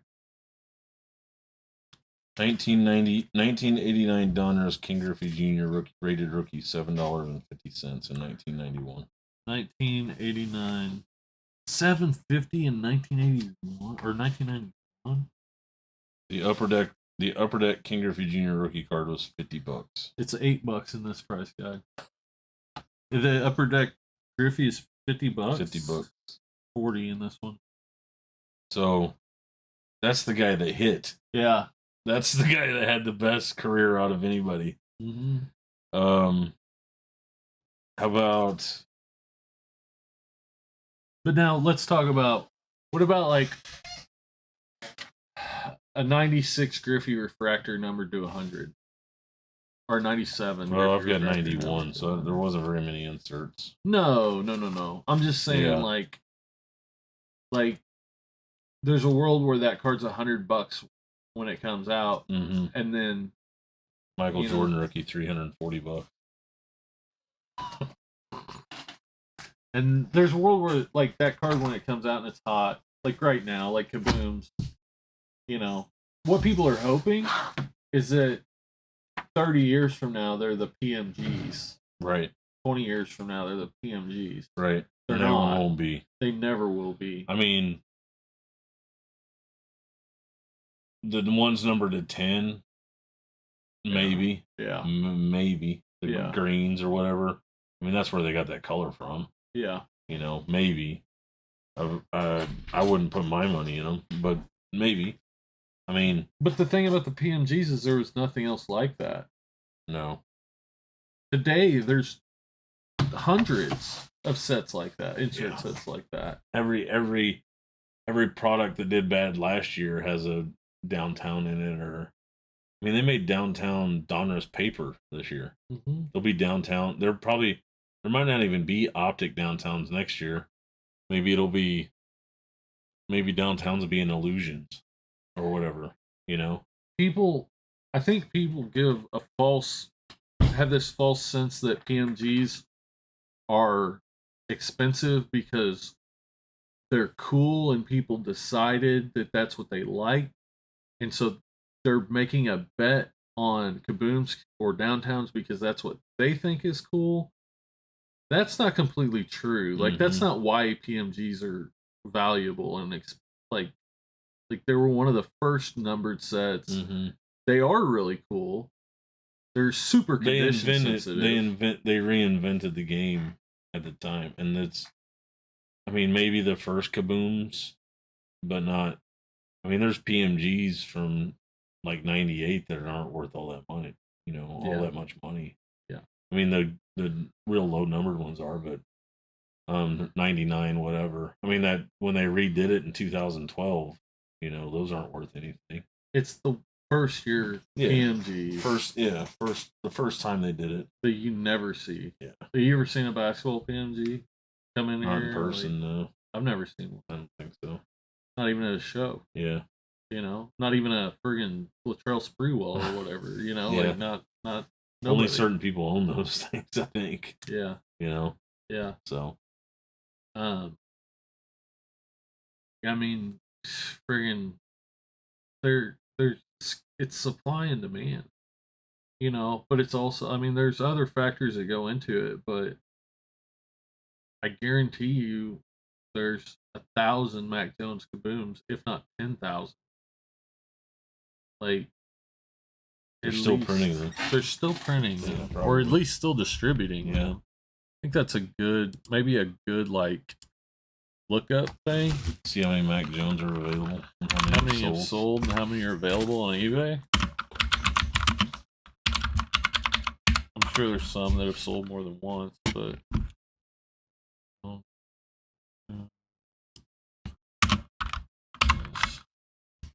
hold on, let me go to display mode. Minus pack. Box.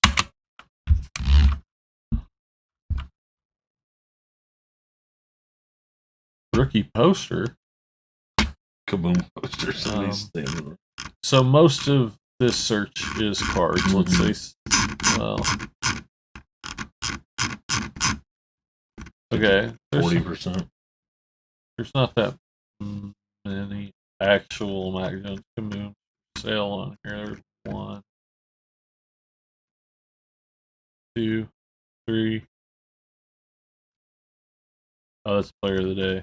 2, 3, 4, 5, 6, 7, 8, 9, 10, 11, 12, 13. 13 for how many have sale. sold? I know that's not a round number because people selling them multiple times, but 110 results on here. So 1, 2, 3, 4, 5, 50, 6, 7, 8, 9, 10, 11. Nobody wants to know that even if that card's numbered to 299, nobody wants to know that. Nobody wants to know that. No. Or 199 even. But I mean, if there's 50 that have sold and there's 13 available, and nearly everyone has probably been sent to PSA. You know, there's 1,000 right now of that card. I mean, well, maybe not. I don't know. I mean, I don't that's know my either. guess. Yeah, I mean that's. I mean, what do we know that there's a number of that recently type in, type in Cabrian Hayes gold auto tops chrome.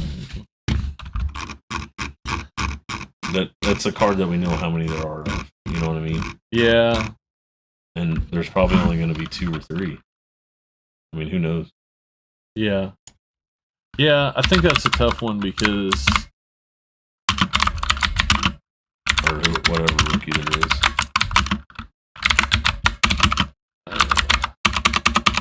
Trying to think of one that's... Like, people want to sell that Mac Jones right now. And people want to buy it. Like, it's super liquid right now. Mm-hmm.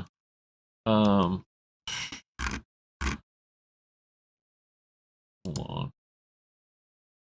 There's a apostrophe after the E. There's 1, 2, 3, 4, 5, 6, 7, 8, 9, 10. 10 sales. A lot of those were multiple. Versus 50, yeah. And 3 for sale? 4? 5? 5 for sale? 5 for sale and 10 sales. And so there was 13 and 50. Yeah. So 500 to 1,000 is probably it. So at least 5 times that many. So at least 250. Mm-hmm. But probably closer. I mean, how many of those are at PSA right now? You know? Yeah. So at least I only saw a couple PSA graded. So 500 for sure, I would say. And they're still printing them because they're still. And we'll never know. No. But we don't want to know. Mm-mm. Nobody wants to know. Mm-mm. And what you'll hear is, can you imagine if there was a Tom Brady Kaboom? And I'm sure if there was, and there probably is some type of insert. No, probably not. He was like so lowly drafted. There was a dual auto of him and Mark Bolger. Really? Mm-hmm. Both round 6 quarterbacks. Out of wild card? Press pass? Contenders. Yeah. I mean, there's Peyton Manning's the guy, you know. Yeah. I mean, Peyton Manning's contenders autographs, whatever astronomical number it is, $30,000, whatever it is. Sure. But I mean, Justin Herbert will never reach that number, you know. Even if he wins 2 Super Bowls and I don't know. I mean, we've got. By the way, watch the video before this one if you want one of those Cabrian Hayes. Oh yeah, that's where that came from. Yeah, we got full disclosure, full transparency. Is that yours? Yeah, no, I mean, I bought one of those today. Yeah. Oh, and wait. That's actually a gold wave. Oh, okay. Yeah, so there's two of them. That's a gold wave. There's actually 100 of those that we're looking up. There's 3 for sale. But there's 100 of the, so you can multiply that times 2 again, probably. Yeah. So at least 500, at least. I mean, it's very arbitrary. Yeah, it's hard numbers, but there's a lot of them. Yeah, there's more than 100. Nobody wants that card numbered. No, that would be full transparency. Yeah. Even if you didn't number it and said there's 1,000 of them, nobody wants that. Nobody wants that card numbered unless they pull the one number to 10. Yeah. I think that's what that guy said everybody wants to be, everybody wants to be, if everybody's pulling it, it's not worth anything. Yeah. So with all that being said about these guys, I could see where you could be comforted by watching that Josh Luber video. Definitely. Right? Like, that's the intent. Right. Like, that's, but everything, when it came down to hard facts and hard numbers that people talked about, he would back off on end goal. Yep. And Jeff's throwing him softballs. I mean, straight down the middle and underhand. Yeah. Like, yeah. He's not pressing it. He's going to get another interview for sure. Yeah. He backed off on when the rubber hit the road, he backed off on stuff. Like, this is how I want it to happen. I can't promise it's going to happen this way. He said going into it, like, this is not Fanatics policy. This is just my, like, ideas, philosophy. Manifesto thing he put out. Yeah. Yeah. So they're smarter than us 100% on the business aspect of all this stuff. Yeah. Until they have to actually print the cards, and then they need not us, but people like us. You know, they need the Rob Verises, and they need the, Joe Davises of the world. They need those guys to teach them what they don't know. I don't think they do. I think they just run the hobby into the ground and collect their $5 billion and go on. I mean, yeah, that could happen too. I mean, that could happen too. It's like I get inventory, I sell all of it, I go buy more inventory. Josh Luber's not going to be Walt Disney. We're not going to remember his name in 50 years. I invest in a business. He's not Cyberger. I sell everything. I extract all the money I can from it. I move on. I buy invest in a different business. So they're not going to make Fanatics. Isn't 50 years from now? Ain't going to make baseball cards of the founder, Josh Luber, or whatever his name is. No. Like they did Cyberger cards. No, I think Topps might of like as a joke. Yeah. Like I'm nothing. I don't think he's a bad guy. Necessarily, but actively involved in trying to ruin the hobby that I survive off of. So,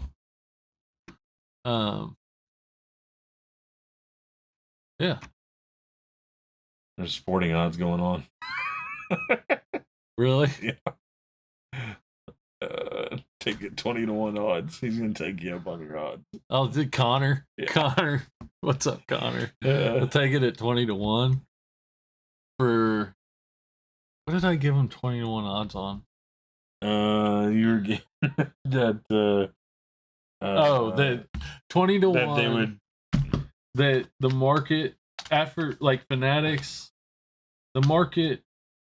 Fanatics will not have a market that exceeds February. Yeah, I think that's what we'll have to rewatch the video. Yeah, the card market as a whole. I don't know how we define that. Yeah, maybe we define that. Anytime somebody said 21, I almost said I'll take you up on it, even though I didn't understand it. But 10 to 200. That's my bad. 10 to your 2, or my 200 to your 10. Yeah. Within the next 5 years, how do we define the February market? Kobe Topps rookie card, PSA 10. $10,000 card. Is that what those were? You can't die again.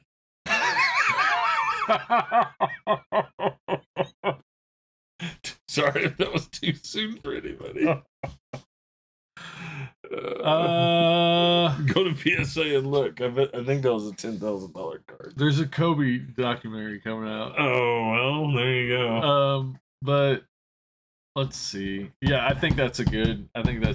There's no way that card gets to 10 grand in the next 5 years. Yeah, that's a good way to. That's a fair bet.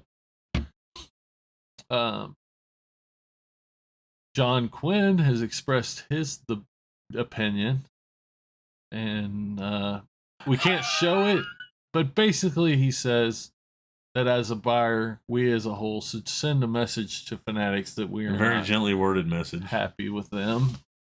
Don't mistake his kindness VOI for weakness. What's VOI? I don't know. I don't know either. Purgatory, good one. Topps can't compete with Panini. Topps would lose bad.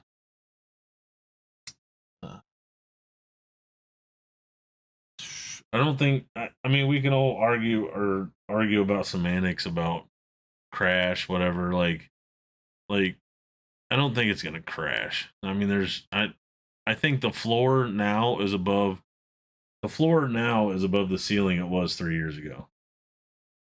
Yeah. Don't The you think? floor, yeah. Yeah. So crash is the wrong term. No, crash is the wrong term. It's everything that's happened is good. Like baseball was by far had the most hobbyists, right? So in baseball, the percentage of people that came into the baseball market wasn't that high. Prices didn't go up that much, and they didn't fall that much, and they're not that much different than they were 2 years ago, really, on most stuff.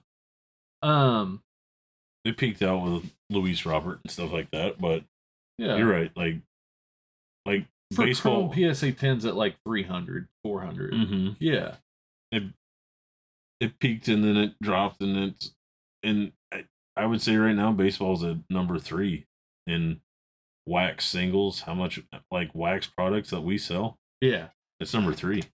Yeah. So yeah, football and basketball.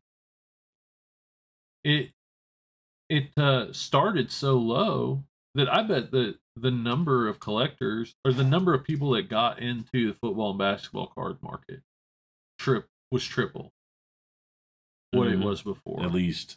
So maybe baseball goes up 30%, but basketball and football each go up 300%. At least, right? So they've dropped off like 75% of that or whatever, but they're still up 50% or 100%. They're still, like 50% to 100% more people. There's still a bigger market. We had the one we looked up was Jason Tatum. Jason Tatum PSA 10s were right at $30. Yeah. And I sold a PSA 9 last week for 70. Yeah. So, I mean, I don't know what the ratios, but everything that's happened so far has been nothing but good. Yeah. So the ceiling or our new floor is waves better than the ceiling was 3 years ago. I mean, we're not saying waves. I mean, like multitudes of 10 better. Yeah. For everybody involved. You know. So we're not. I mean, that's not all gloom and doom. I mean, unless Fanatics just decides to run it into the ground. They might. Which they might. I didn't think about that before tonight, but the more I think about it, the more it's like, why does he have a reason to do anything different? Like, he doesn't want to run a sports card company for the next 30 years. I don't know how that stuff works. Like, I don't know. If you have the licensing, do you have to use the license? Like, do you pay them based on, you know what I mean? Like, I'm sure that's part of the ownership part of it. Like, they probably don't have a required payment. Like, it's not $100 million like what was advertised. Sure. I bet a big portion of that. It's probably the same $20 million or $10 million. But then they own the company. They own a portion of the proceeds, the profits. Yeah, I mean that's the only way you get to that number. Yeah, that's the only way. Yeah. So, like, if maybe baseball owns 10% of it, and they're figuring they're going to have $1 billion in profit off the baseball market, so that's where they get their 100 million, whatever. I mean, I think part of the Luber. So Luber has the end kind of with Topps with the Bowman X stuff, and Fanatics has stuff that they've done with Panini. I mean, and it's such a small world. Like everybody knows. I mean, it's a small world a little bit, but it's not like the players know the players. You know what I mean? Like, but I mean, I know it's contradictory for me to say it's such a small world, but it can't go 5x from where it's at. Like, it can't go 5x. I mean, I've got friends in high school that I collected cards with that aren't starting huge card collections. My brother isn't starting a card collection tomorrow. It's not 5x. Most once bitten, twice shy, right? Yeah. So how many people that were holding 10 grand worth of basketball in February and have sold it over the last 8 months are going to go back and buy 10 grand worth of basketball again? Right. Only a select few. Special people. Special people. Yeah, like that was like new territory in so many different ways. Mm-hmm. You know, there was people out there, you know, knew nothing about cards and didn't want to know anything about cards, and were just like, all I know is I can buy this Luca PSA 10 for $2,000 and sell it for $2,200 all day, every day, or buy it for $1,500, sell it for $1,600 all day, every day. No, like I could buy it for $1,500, hold it for a month, and it's worth $2,000. Yeah. Or like last year, buy it for $400 or $500, and it's worth $700, and then it's worth $800. And now you buy it and hold it for a month, and it's down to $200. Oh, that's a good one to look up. I always enjoy seeing this a little bit. There's a little part of me that really, it's the vain part of me that wants to say I told you so.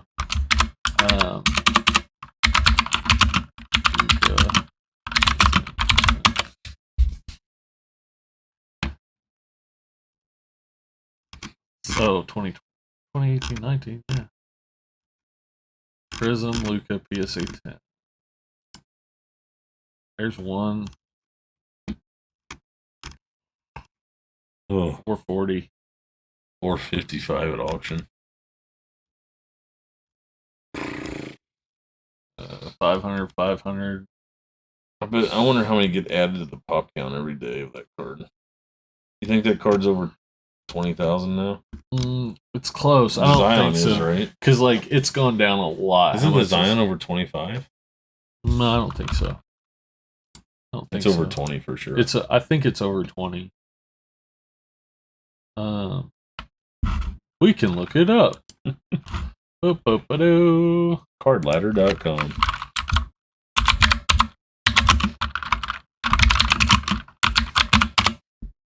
Oh yeah, PSA bought Card Ladder. Yeah, that's a whole nother video. Yeah. That's a video I don't really care to do. I don't really care enough. Same. To do it.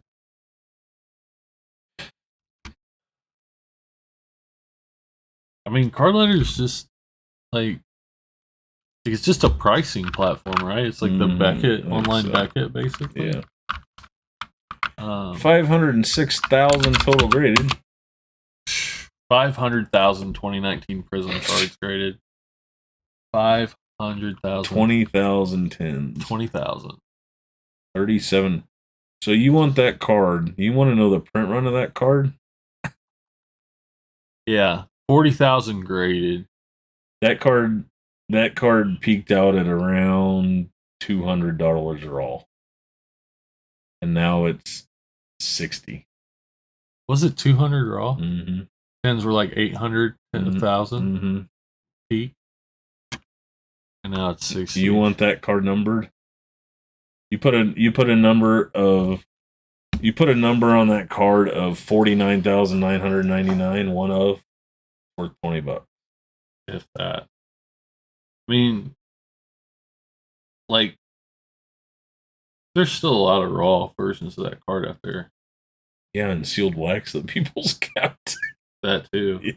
A lot of that card, but I bet you there's 100,000 of them. You don't want that card numbered. No. It's such a pipe dream. How many are at PSA still? I mean, there's a good chance that within the next 6 months that number is 50,000 graded. Mm-hmm. You know, with 60% of them being tens. Yeah, I think the 10 count would fall off a lot because one, they've made it stricter on a card like that to get a 10, but also like there's less people are. It's kind of like people are sending. There's less and less 10s out there. Like people are resending the same card that's got 9s and 8s, or like the same card that somebody else has looked at and said, no, it's got a flaw. I'm not going to send it in. I don't think like those pop reports can be manipulated. I think it's funny when you pull up something that's like numbered at 25 and there's 28 of them graded. You know, it's like how many of those got sent in I've seen several times. I've seen worse than that. I'm trying to think of what it was. I'm sure it was a Jordan or a Kobe. Yeah. That was like numbered to 100 or numbered to, maybe it was like a PMG because it could fall in any grade. Uh-huh. Maybe it was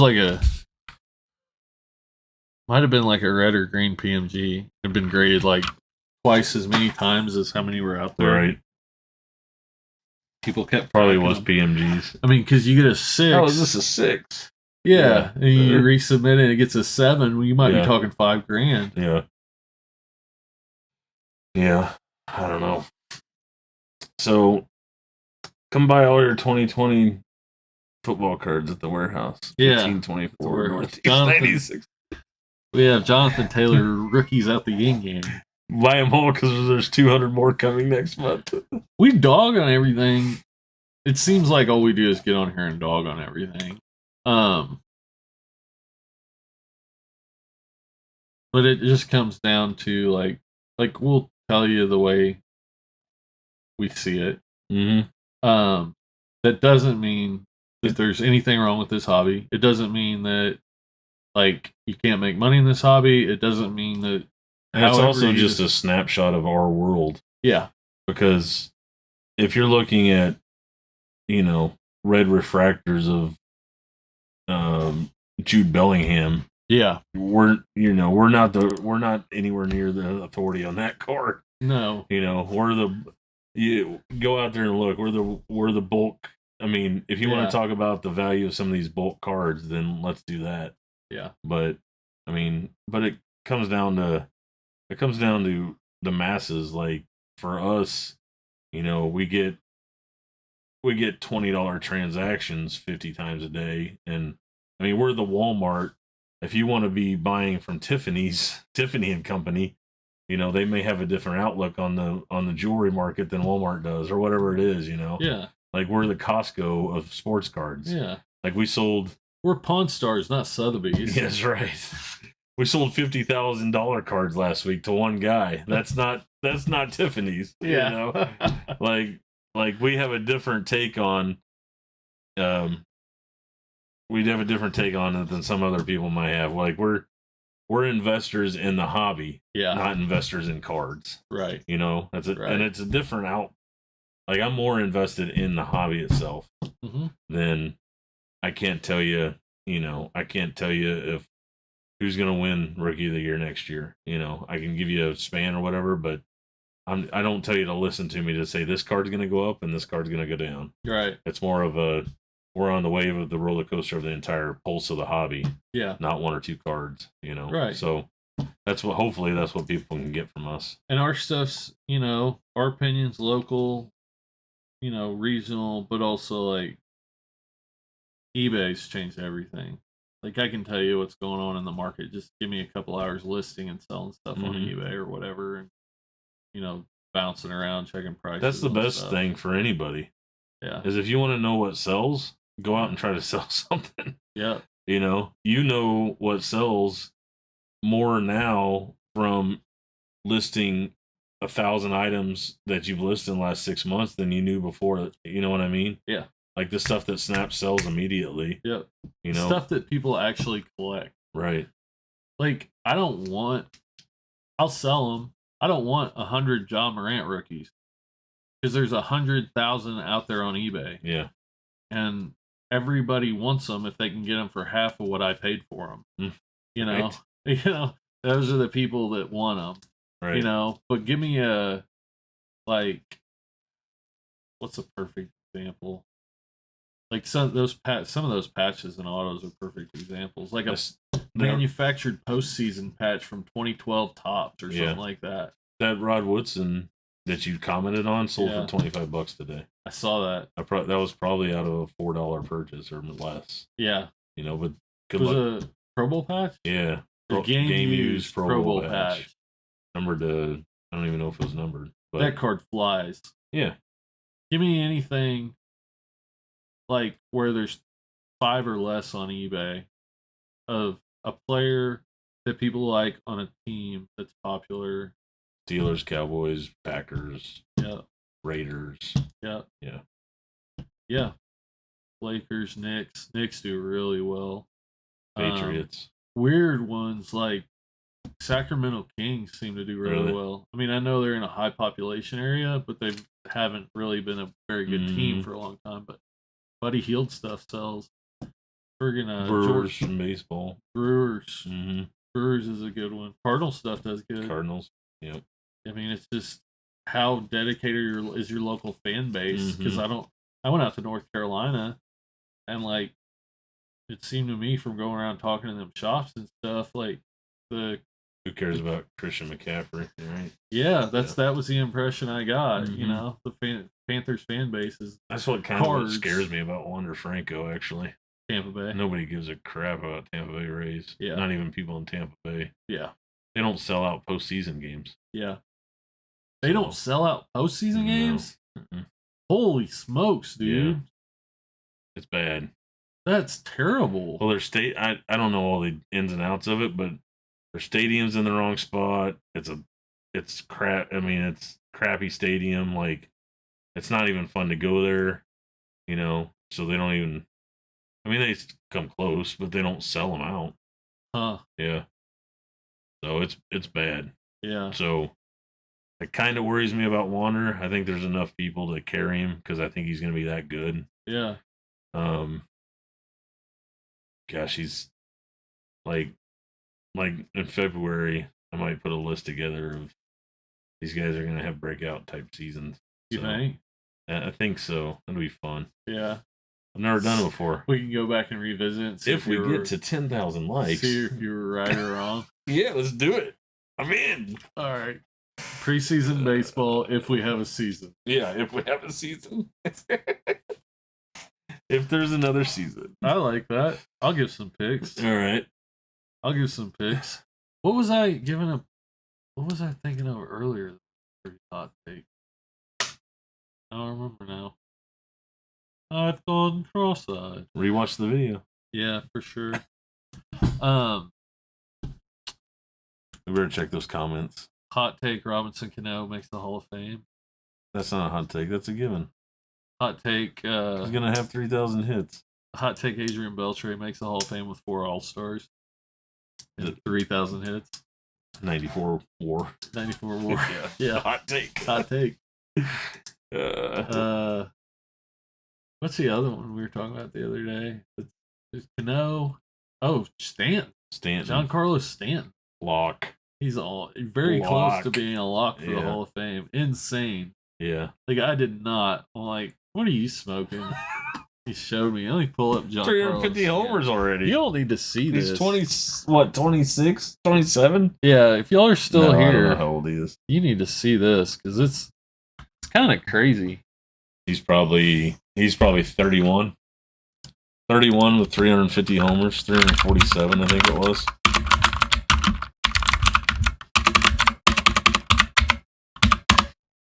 He's been in the league forever. So like, when he was 19 or 20. Him and Aaron Judge aren't that far apart in age. He's 32 and 37 he just turned days. 30, yeah. He just turned 30. But he was so young when he started. He's got an MVP, 4 All-Stars, 2 Silver Sluggers. But look at this. 44 WAR at 32. 350 homers. Only 1,300 hits. 350 homers. He's got more homers than singles. He does. He does. 900 OPS, 143 OPS plus. That's in. Yeah. I know they're going to decline, blah, blah, blah. He puts 15 more WAR on that in the next 5 years. Yeah. He's got 350 homers and he hit 17 in the last 2 years. That's just it. Or the two, He's got 7, okay. Sorry. 1 full season. Basically, 220. 1, 600 600 plate appearances. 3, of full 4, season. 5, 6, 7. What? How much? 600. 600. Yeah. Yeah. So 9 seasons out of 12 years. Yeah. I mean, if all that being said, if he stays healthy, if he continues that pace, 59 home runs in 27. Oh, that was a year that got him traded. Yeah.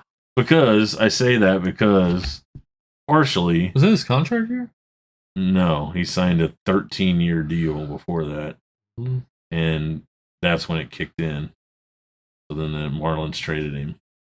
So I say that because he's probably got 6 to 7 more years on that contract. He's going to play every one of them.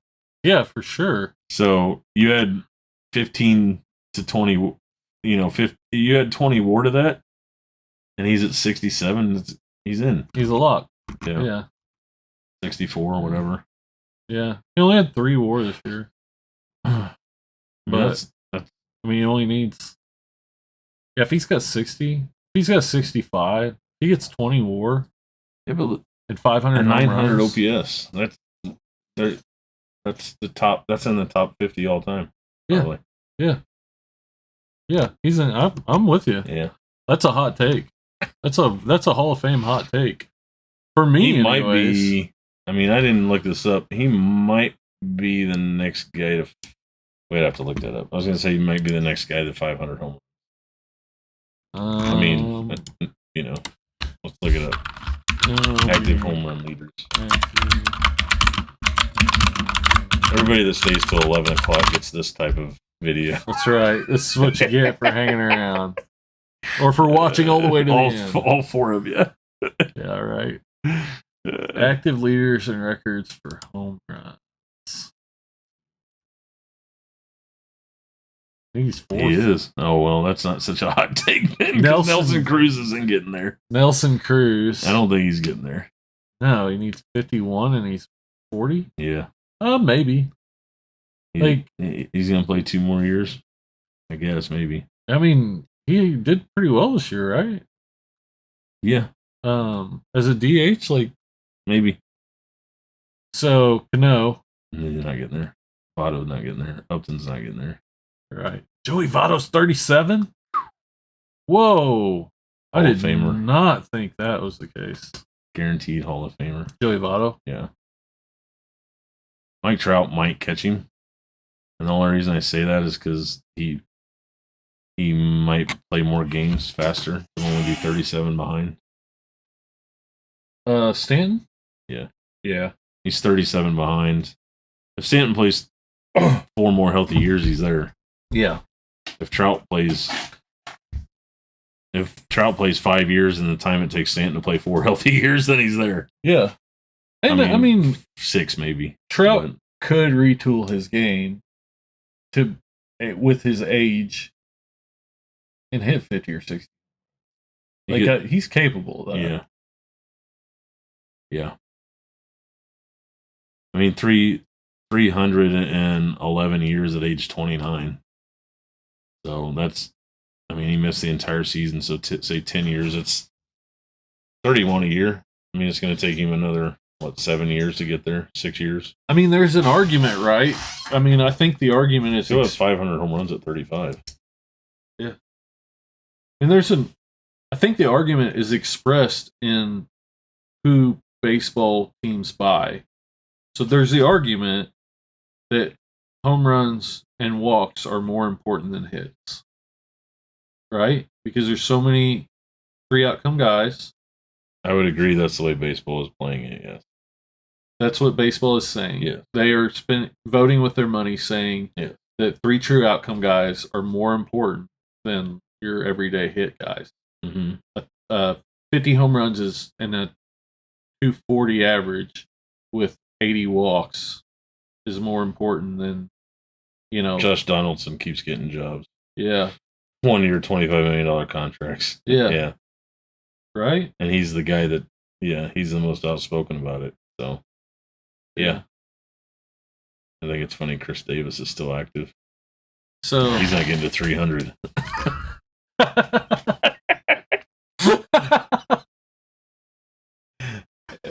Let's see. I mean, gosh. I thought that was a hot take. It's not. Harper's? Yeah. He doesn't have a bunch of those 40 home run years. I guess not. I think of Bryce Harper as a power hitter. The guy that scares me that that could put those numbers up. I mean, Yeah. I think Soto's around 100 home runs. Really? Yeah, but he only hit 29 this year. Right. You know, because there's nobody behind him. He's not even in the top 100. He's not in the top 100. He's around 100, I think. Trying to look for somebody young that's like. I mean, there was in the mid 200s was Judge, I think. Did you see that? Yeah. He's so old. The Judge is like Cody Bellinger, 133. Yeah, Correa. he's been sucking. Correa's not going to get there. Gary Sanchez. There he is. I mean, if you're in the 150s, you got to be 24, 25. Mike Zunino's 30? Has Jeez 140? Louise. Mike Zunino? Gosh. Yeah, that's what I'm looking for is somebody that's like Joey Gallo's 20. Joey Gallo's only 27? Gosh, I wouldn't have guessed Roughneck Odor has more home runs than Joey Gallo. I would not have guessed that. And he's only 27.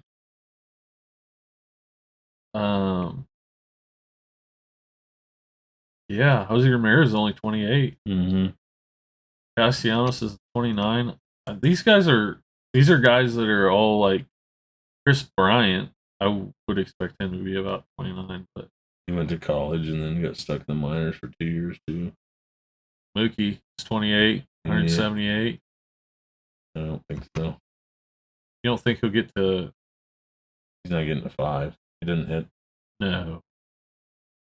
He'll get to 350, right? Yeah, for Double sure. that? Yeah. Probably. Man, Moose and Salvi are within 4 homers of each other. Eugenio Sanchez Suarez. Who's Eugenio Suarez? Third baseman for the Reds. He hit 50 like 2 years in a row. Or 50. He hit 51 year and like 46 the year after. I guess that's all you got to do to get on this to list. Get to 100 and something, yeah. Yeah. Hosmer. Oh, wow. Hosmer, Moose, and Salvi are within 12 home runs of each other. That's pretty cool. That is cool. There's one, Machado, 28 years old, 251 homers. Perfect example. Yeah. He could hit 500. Yep. He could hit 500. Harper could hit 500. Arenado, looking at Arenado, was 2 years older and has only got 17 or 16 more homers, 18 more homers. Yeah. Machado's going to get to 5. With that short porch in left field in San Diego. Him and Trout are the only ones that have a shot. Right? They're the only ones that have a chance. Right. I mean, of this group. Freeman, maybe. No. Freddie Freeman. I mean, he might play till he's 40. Yeah. If he averages 30 home runs, then yeah, he gets there. If he averages 25, he gets there. Yeah. If he averages 25, he gets there. Well, I mean, he's got 6,600 at bats. If you go to like Miggy, he's got like 12,000, 10,000. Oh, yeah. Who else so you couldn't quite double it, I guess. I mean, Pools is stupid. Yeah.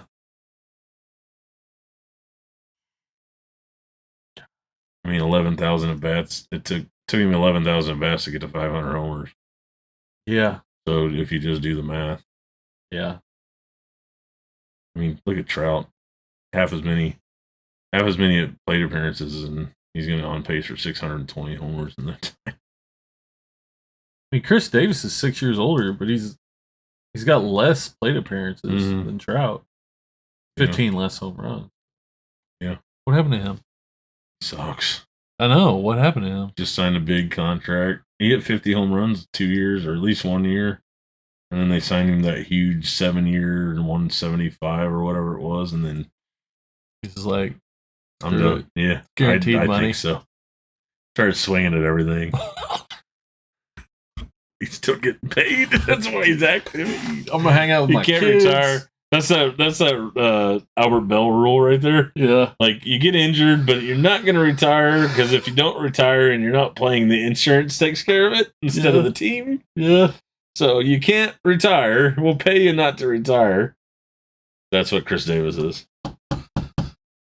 That's a pretty good deal for Chris Davis. Yeah. Just hangs out with his kids and gets paid $25 million plus a year. Eats whatever he wants. I don't know how much it was. Doesn't have to train, really. Yeah. Guaranteed money. Yeah. Yeah, not a bad gig if you can get it. Goldschmidt, Hall of Famer. Hall of Famer. Gosh, he may not even get to 300 or 400 homers though. He doesn't hit a ton of home runs. It's tough to tell like who's gonna age well though. Like Paul Goldschmidt could age really well. He looks like it, yeah. I think it's really tough to tell. I wouldn't have thought any of the guys on this first three would age well. Mm-hmm. Pujols, Cabrera, or Nelson Cabrera Cruz. hasn't. Neither has Albert Pujols. No, Miguel Cabrera was at 400 like 6 years ago. So yeah, I mean, Pujols was at 400 like 15 years ago. Yes. So yeah, I mean, Votto's aged well, but he's not a home run hitter really. He's aged well, but I did not expect to see that. Joey Votto. Yeah, drafted in 2002. So, gosh, it's 19 years ago. Yeah. At 37 years old. Wow. That's crazy. Well, I think that's it it's for 11 freaking 30. Oh, thanks. Sorry, everybody. Thanks for the 3 people that stayed. DJ Storm. I hate Fanatics. I hope they fail. They both have so much money that they won't fail. Yeah. Connor says, well, this makes me want to have a sports card collection or $0. Well, you can have both. Yeah. Yeah, for sure. I would have needed that orange Soto auto out of 25 if I'd seen it before I left tonight. I just bought it today. That's why it was not in the pile you were looking at, Brandon. Yeah. Just got it. Great insights on the hobby. Thank you, Postgame Cards.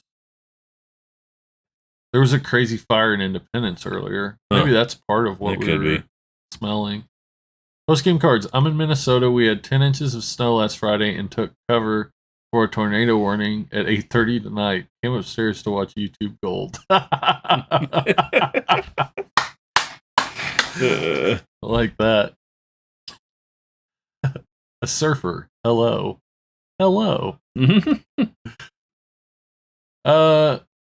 To be fair about print runs not being known, Topps does release their pack odds for their parallels and such, and with that you can do the math and figure out a rough number. Yeah. That's what we figured out.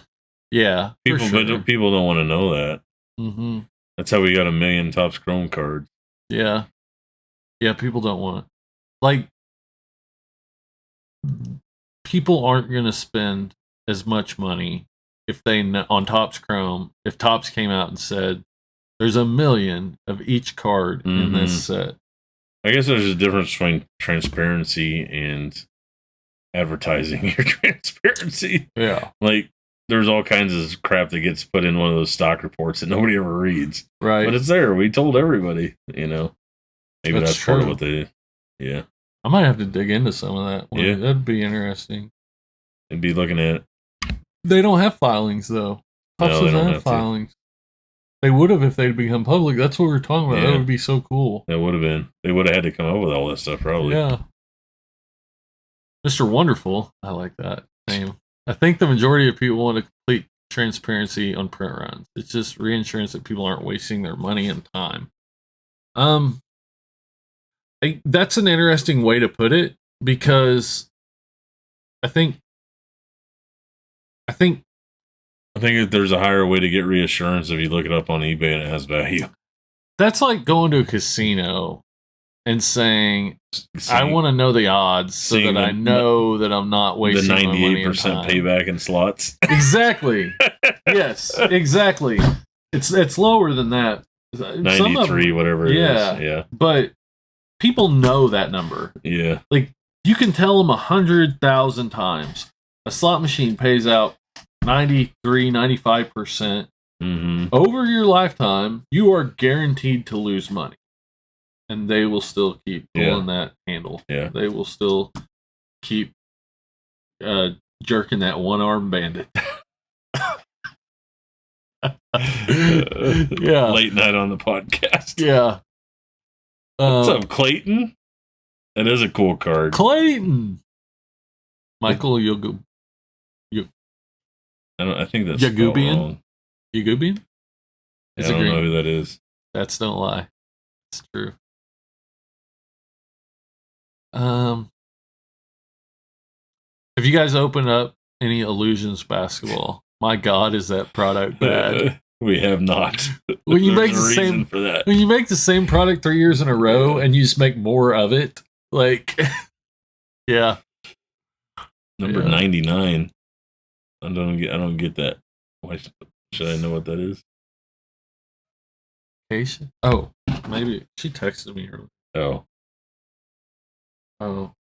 I sent her a picture of my nieces and told her this is her one for the year. This is her one cute picture for the year. No more. Oh, she said number 99. She wanted me to send her. I wasn't supposed to know what that is then. I don't know if I am either. She said number 99 picture, cute picture of the year. Not her one cute picture of the year. Clayton said that $22,000 cheater superfractors you guys have is pretty neat. That's advertising right there, baby. That is neat. Where did I get that from? Some guy brought that in. Yeah. I don't even know. Took it off his boss. I've been stuck with that thing for 3 months now. Yeah, no kidding, right? Stupid card. You overpaid for that. Dumb card. You overpaid I know for I that. did. I can't even get 10% of what I got to listen for. That's all you're looking for. It's the coolest number to put on eBay, though.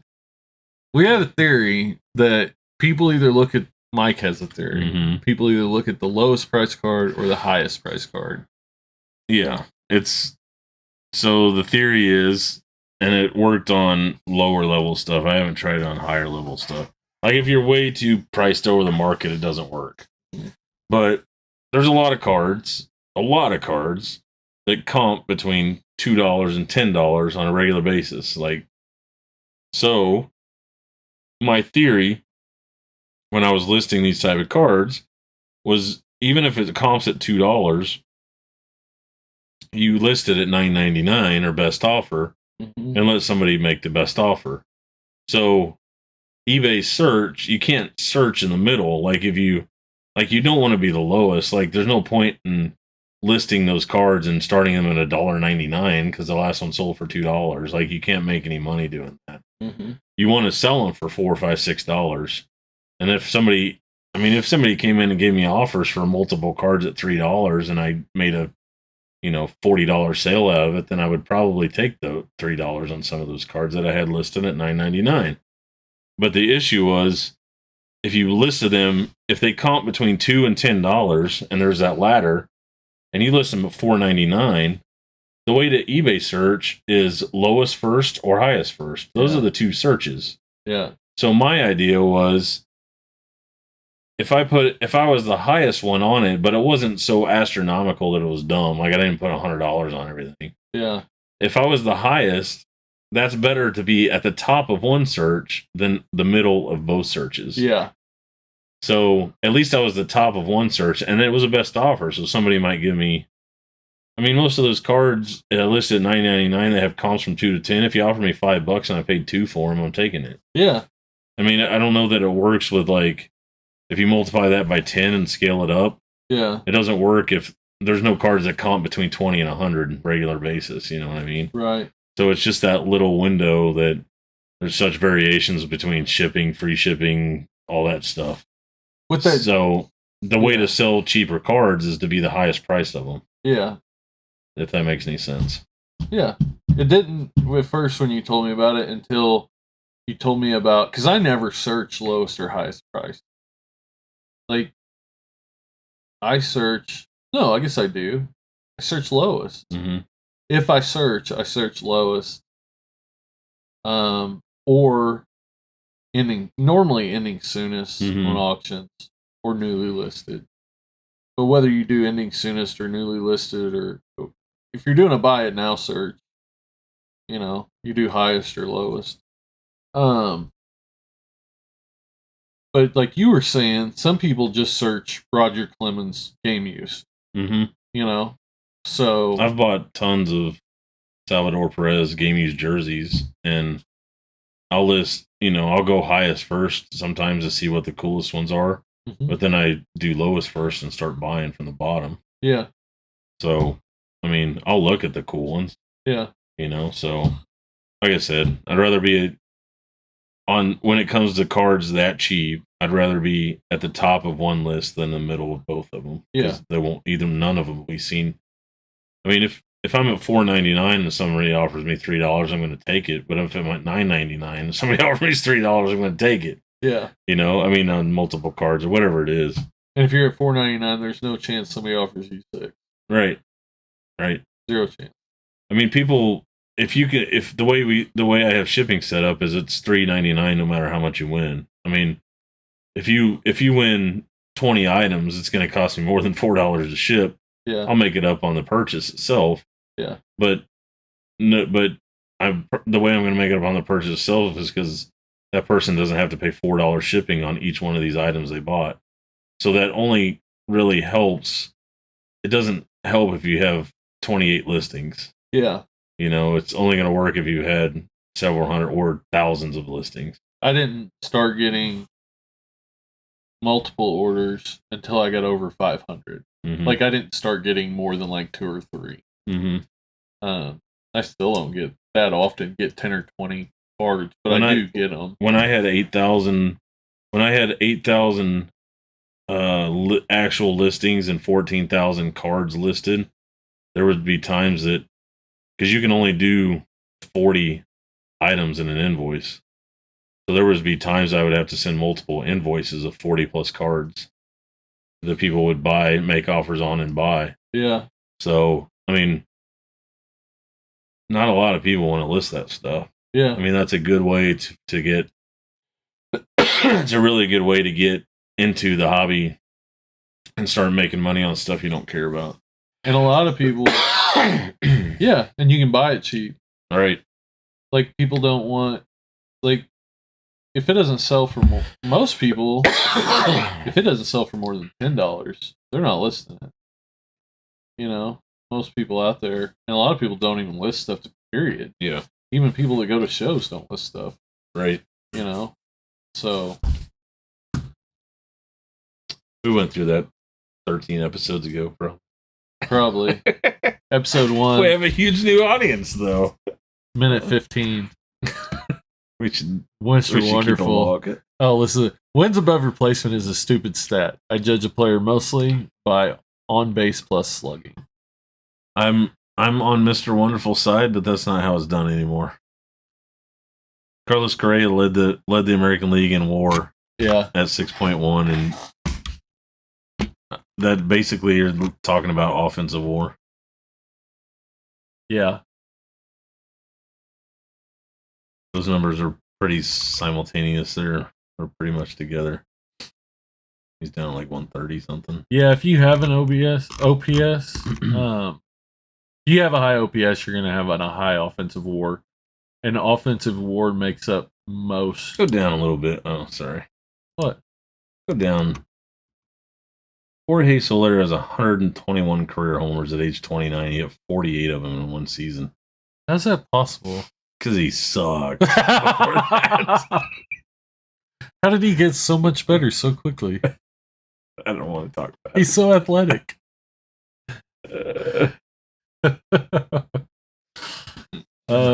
Carlos Correa, sorry. Carlos Correa. Let's see. Carlos Correa has figured out defensive WAR. 7.2 WAR. 7.2 WAR this year. Hitting 280 with 26 homers. He was, hitting 280 with 26 home runs. I think 4.5 of that was defense. 5.5. It was a lot. And he's not that good. Like, is he that good? I love Carlos Correa as a player, but he's not that good. He's not that good. He's one of my favorite players, but he's not that good. Where's our WAR? Oh, D WAR 2.9. Only 2.9 of it. That was 5.2 with 26 homers. What's his on base? Wait. What's his OPS? Wait. 850. How is that a 6 player? And 0 stolen bases? Yeah. That doesn't make sense. RBIs? No. That card you were talking about is numbered to 99, she said. Which one? I don't know. Oh. Pro Bowl Ron Woodson. Oh, yeah. Yep. She would know. Yep. Look at that. Proud husband moment there. Yeah. Yeah. Our thanks, doll. Mike's wife knows more about cards than you do. That's our next podcast. That's our next podcast. And she doesn't want to know anything about cards. That's how down we are in the market. Our entire livelihood is based on it. We have 200 Jonathan Taylors that we never asked for, and Mike's wife knows more about cards than you do and never wanted to learn one of them. Still doesn't. That's hilarious. Yeah, that's pretty funny. That is... I need someone to explain to me how this guy, Carlos Correa, has these numbers in 5.2 WAR, and I guarantee you, WAR, like, who's somebody? Salvi. How much WAR did Salvi have this year? Probably around that. Let's see. Let me get this straight. So, 92 RBIs, 279 average, 850 OPS. 850 OPS is not a 5 WAR. 0 stolen bases, 26 home runs, 75 walks. 366 is not a big deal. That's under 500 slug. Nothing is impressive about this line.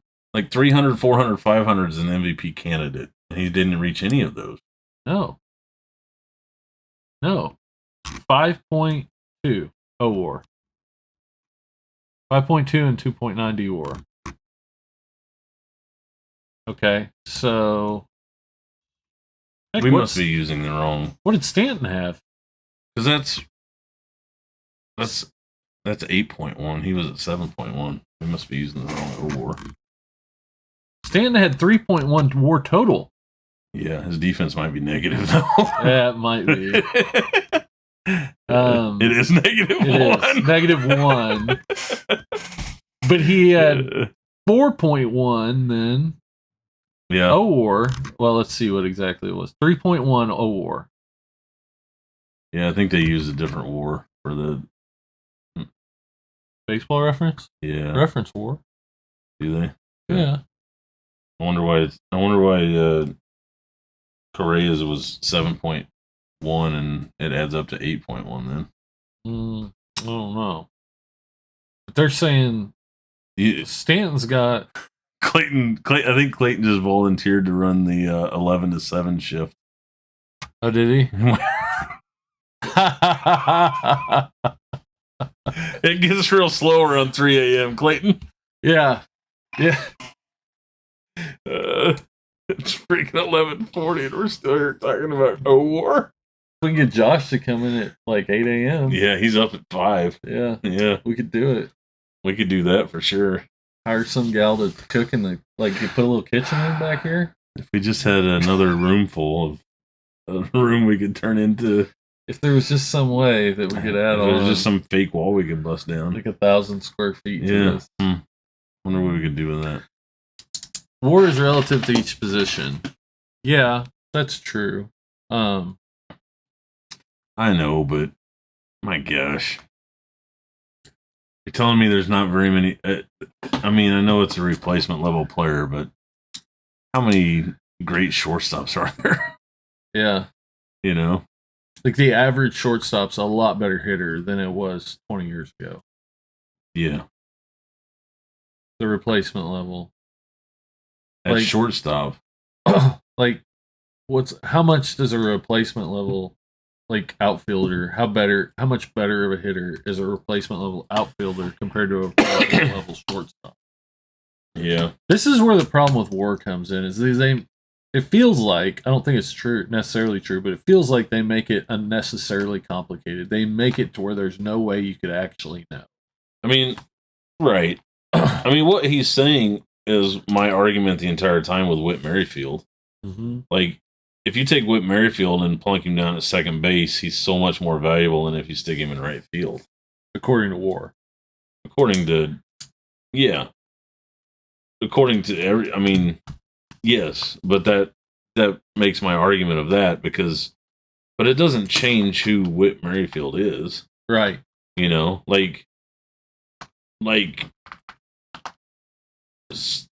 so technically, if Alex Rodriguez didn't go to the Yankees and play third instead of playing, if he stayed at short, would he be 15 WAR better? Because he played shortstop for another 10 years? I mean, yes. The answer to that's yes. Okay. You see what I'm saying? It doesn't change who Alex Rodriguez is. Right. You know? So, I mean, it's relative, but it's not. I mean, it's why it's not the end all be all stat, I guess. It's created for Mike Trout. It was 100%. Don't let any YouTube videos fool you. I never heard of WAR until they were trying to give the MVP to Mike Trout over a guy that won the Triple Crown. Right. Correa seems higher because the average shortstop is worse offensively than the average outfielder. All right, well, let's look up Corey Seager. He had a terrible year, right? I don't think it's terrible. I mean, not terrible, but like not a great year. Like Corey Seager's had some awesome years, right? He had 3.7 WAR total with a 306 batting average, 16 home runs. Yeah, but 400 on base. 915 OPS. 915. He's 65 points higher OPS. So what's his It's stupid. What's his 3.7 WAR. 3.7 total, right? I thought it said WAR. I think he's 0 defense. It said yeah. Okay. 3.70 WAR and half of 3.7. So unless you're saying the home runs make up the whole bit of it, which maybe they do. But his slugging's higher. Yeah, his slugging's higher. His slugging's higher. His OPS is higher. His OPS higher. plus is higher. Strikeouts his are stolen lower. bases are higher. It's one. His walks are lower. His stolen bases are higher. Well, he didn't have as many plate appearances. RBIs are he only lower. played 95 games. Oh, that's right. I guess try someone that had a horrible year, try Francisco Lindor. See what that is. Oh, it's bad. He had 230. I looked him up. Yeah, that's bad. But I also looked up his WAR might be negative, huh? I looked up his baseball savant. Yeah. I think it might be. Like his expected batting average was 250. Like he was unlucky too. Mm-hmm. His launch angle was higher. He's probably trying to hit home runs. He had 3 WAR. I bet hitting 230. Hitting 230 with 20 home runs. He didn't play enough games. He had 450 at bats.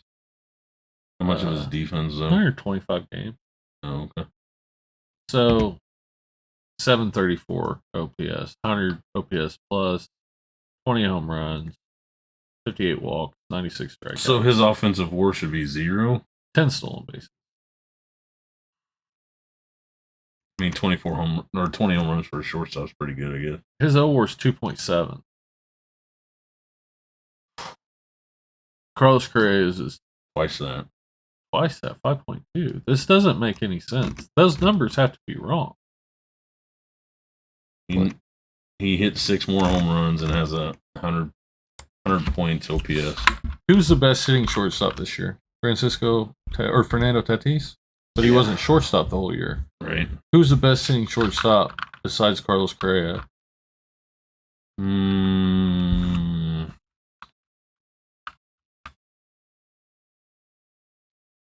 I was going to say Trey Turner. He won the batting title. He played second base the second half.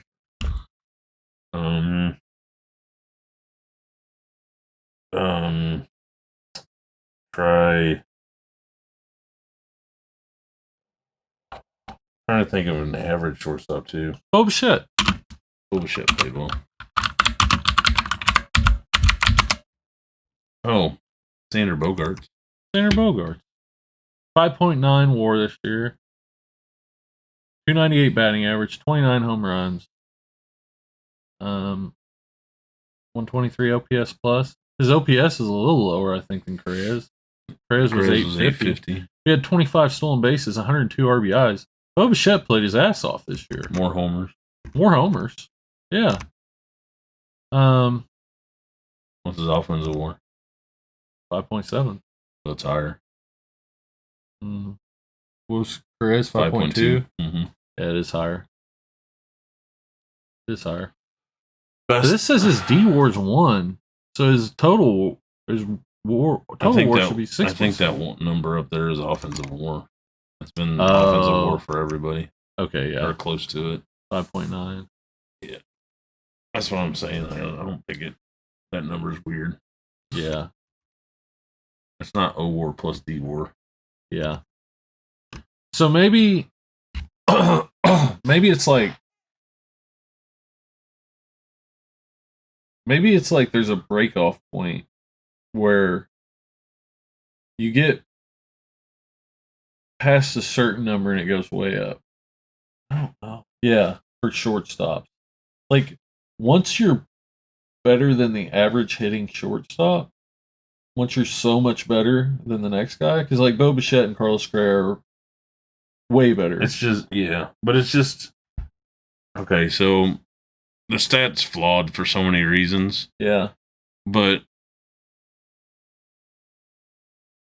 one of the main flaws in it is that, like, if you're only taking players when they play shortstop, like, I mean, there's several positions. Like, shortstop's mainly still a defensive position. I mean, technically, I guess, center field, shortstop, catcher. I mean, there are a ton of shortstops that are really good. But all those other positions, like the Royals' third base position was not covered by one guy this year. Like, they would play lefty-righty platoons.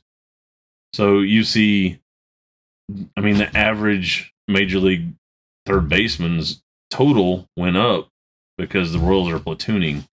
You know what I mean? Like, so if you just use a guy, like Hunter Dozier could have got lucky and played against left-handers, played third base and crushed the ball. I mean, Hunter Dozier didn't crush the ball against anybody, but you know what I mean? Like, played right field against right-handers and sucked. Yeah. And then played third base against left-handers and crushed. Yeah. Because the Royals happen to have a righty, an outfielder that kills right-handed pitchers, or you know what I mean? Like, yeah. Like the average, I mean, it's flawed in so many ways, but Carlos Correa did not win 7 games for the Astros this year by himself. I just don't. I mean, won 1 at least in the postseason. Postseason, different story. It's like 14 WAR in 3 games. I don't know how you do that, but he did it. He did it. If Chris Jones plays, the Chiefs wins. If Chris Jones doesn't play, the Chiefs win. Write it down. The best stat lines of all time: Ruth, Cobb, or Ted Williams. What about Lou Gehrig? Didn't play long enough. Yeah. Best stat lines of all time. Well, the most outrageous stat that will never be broken is Babe Ruth broke the all-time or the single season home run record 33 times in one season. Right? Was it 33? Well, what was the record before? Well, it was his, but 29 homers led the league. 11 led the league. So in 1919, he broke the record 18 times. But in 2020, he broke the record 25 times. But 11 wasn't the record. I think so. 11 home runs? Maybe. 29 definitely was the single season record. Yeah. And then he broke it 15 times. 25 times. 25 and then another 5. Right. In that season, he only broke it 5 times. Look at that. Look at all that black. That is just ridiculous. Like, yeah. That is insane. Like, he led the league in everything. I think there's 4 or 5 times when he hit more home runs than any other team in baseball. Any other team? Yeah. Like, if you look up, Like, look up 1919 team home run totals. Babe Ruth led it's a tough game, man. I mean, I really like Justin Herbert. I wish he wasn't in our division. Babe Ruth led the major leagues with 11 home runs. He hit more home runs than the American League, Washington Nationals, St. Louis Browns, Chicago White Sox, Cleveland Indians. With 11. Yeah, but there's times when he led, that he hit more than all the teams combined. Here it is. Yeah. 5 impossible statistics.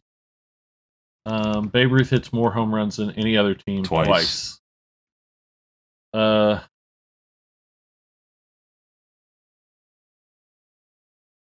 Single season. He had 54 home runs in 1920. Albert Pujols would have to hit 136 homers to match that feat. Nearly twice as many as he hit to break the record the previous season. There it is. There's more home runs than any other team in the American League hit during that season, and only the Philadelphia Phillies with 64 managed to clear Ruth in the National League. Then he did it again when he had 60 homers in 1927.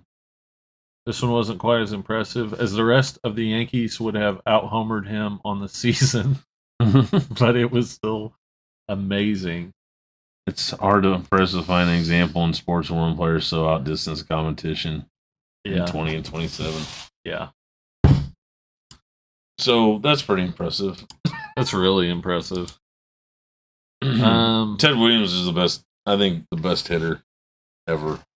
I think he missed at least 4 years in his prime from going to Korea and World War II. Still hit 521 homers.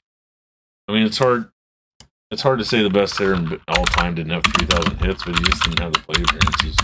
The reason he didn't have 3,000 hits is because he walked like 1,600 times or whatever it is. Yeah. 1,100 OPS.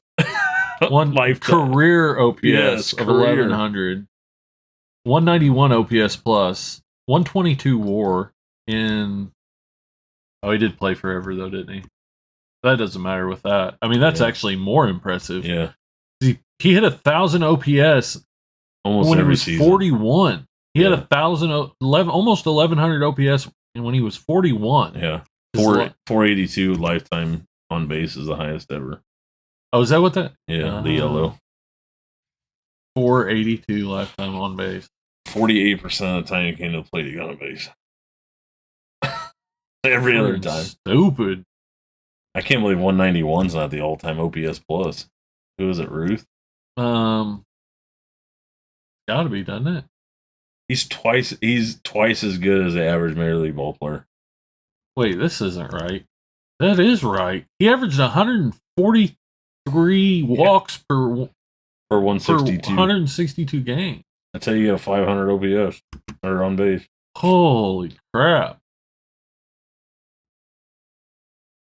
Average black. 130 RBIs. Look at his 1941 season. Look at all that. Demon. 41, he hit 406. He had a 1287 OPS, 235 OPS plus, and did not win the MVP. And that honor went to? Joe DiMaggio, 56 game hitting streak. Oh, that's right. He didn't win it in... Joe DiMaggio. He won it. He only had to... Let's see. Yogi Berra? 47? I don't know. I don't know who that was. Ted Williams won it twice. DiMaggio. I love Topps Chrome Black. Yeah, I like it. I can tell you it doesn't like me. Clayton! Poor Clayton. Clayton, did you spend another check on... It's a good thing you keep getting it cheap. Who do you got winning tomorrow night? The Chiefs. Yeah, I really like Topps Black. Did Clayton, is that his stuff that came in today? That was Kyle. Oh,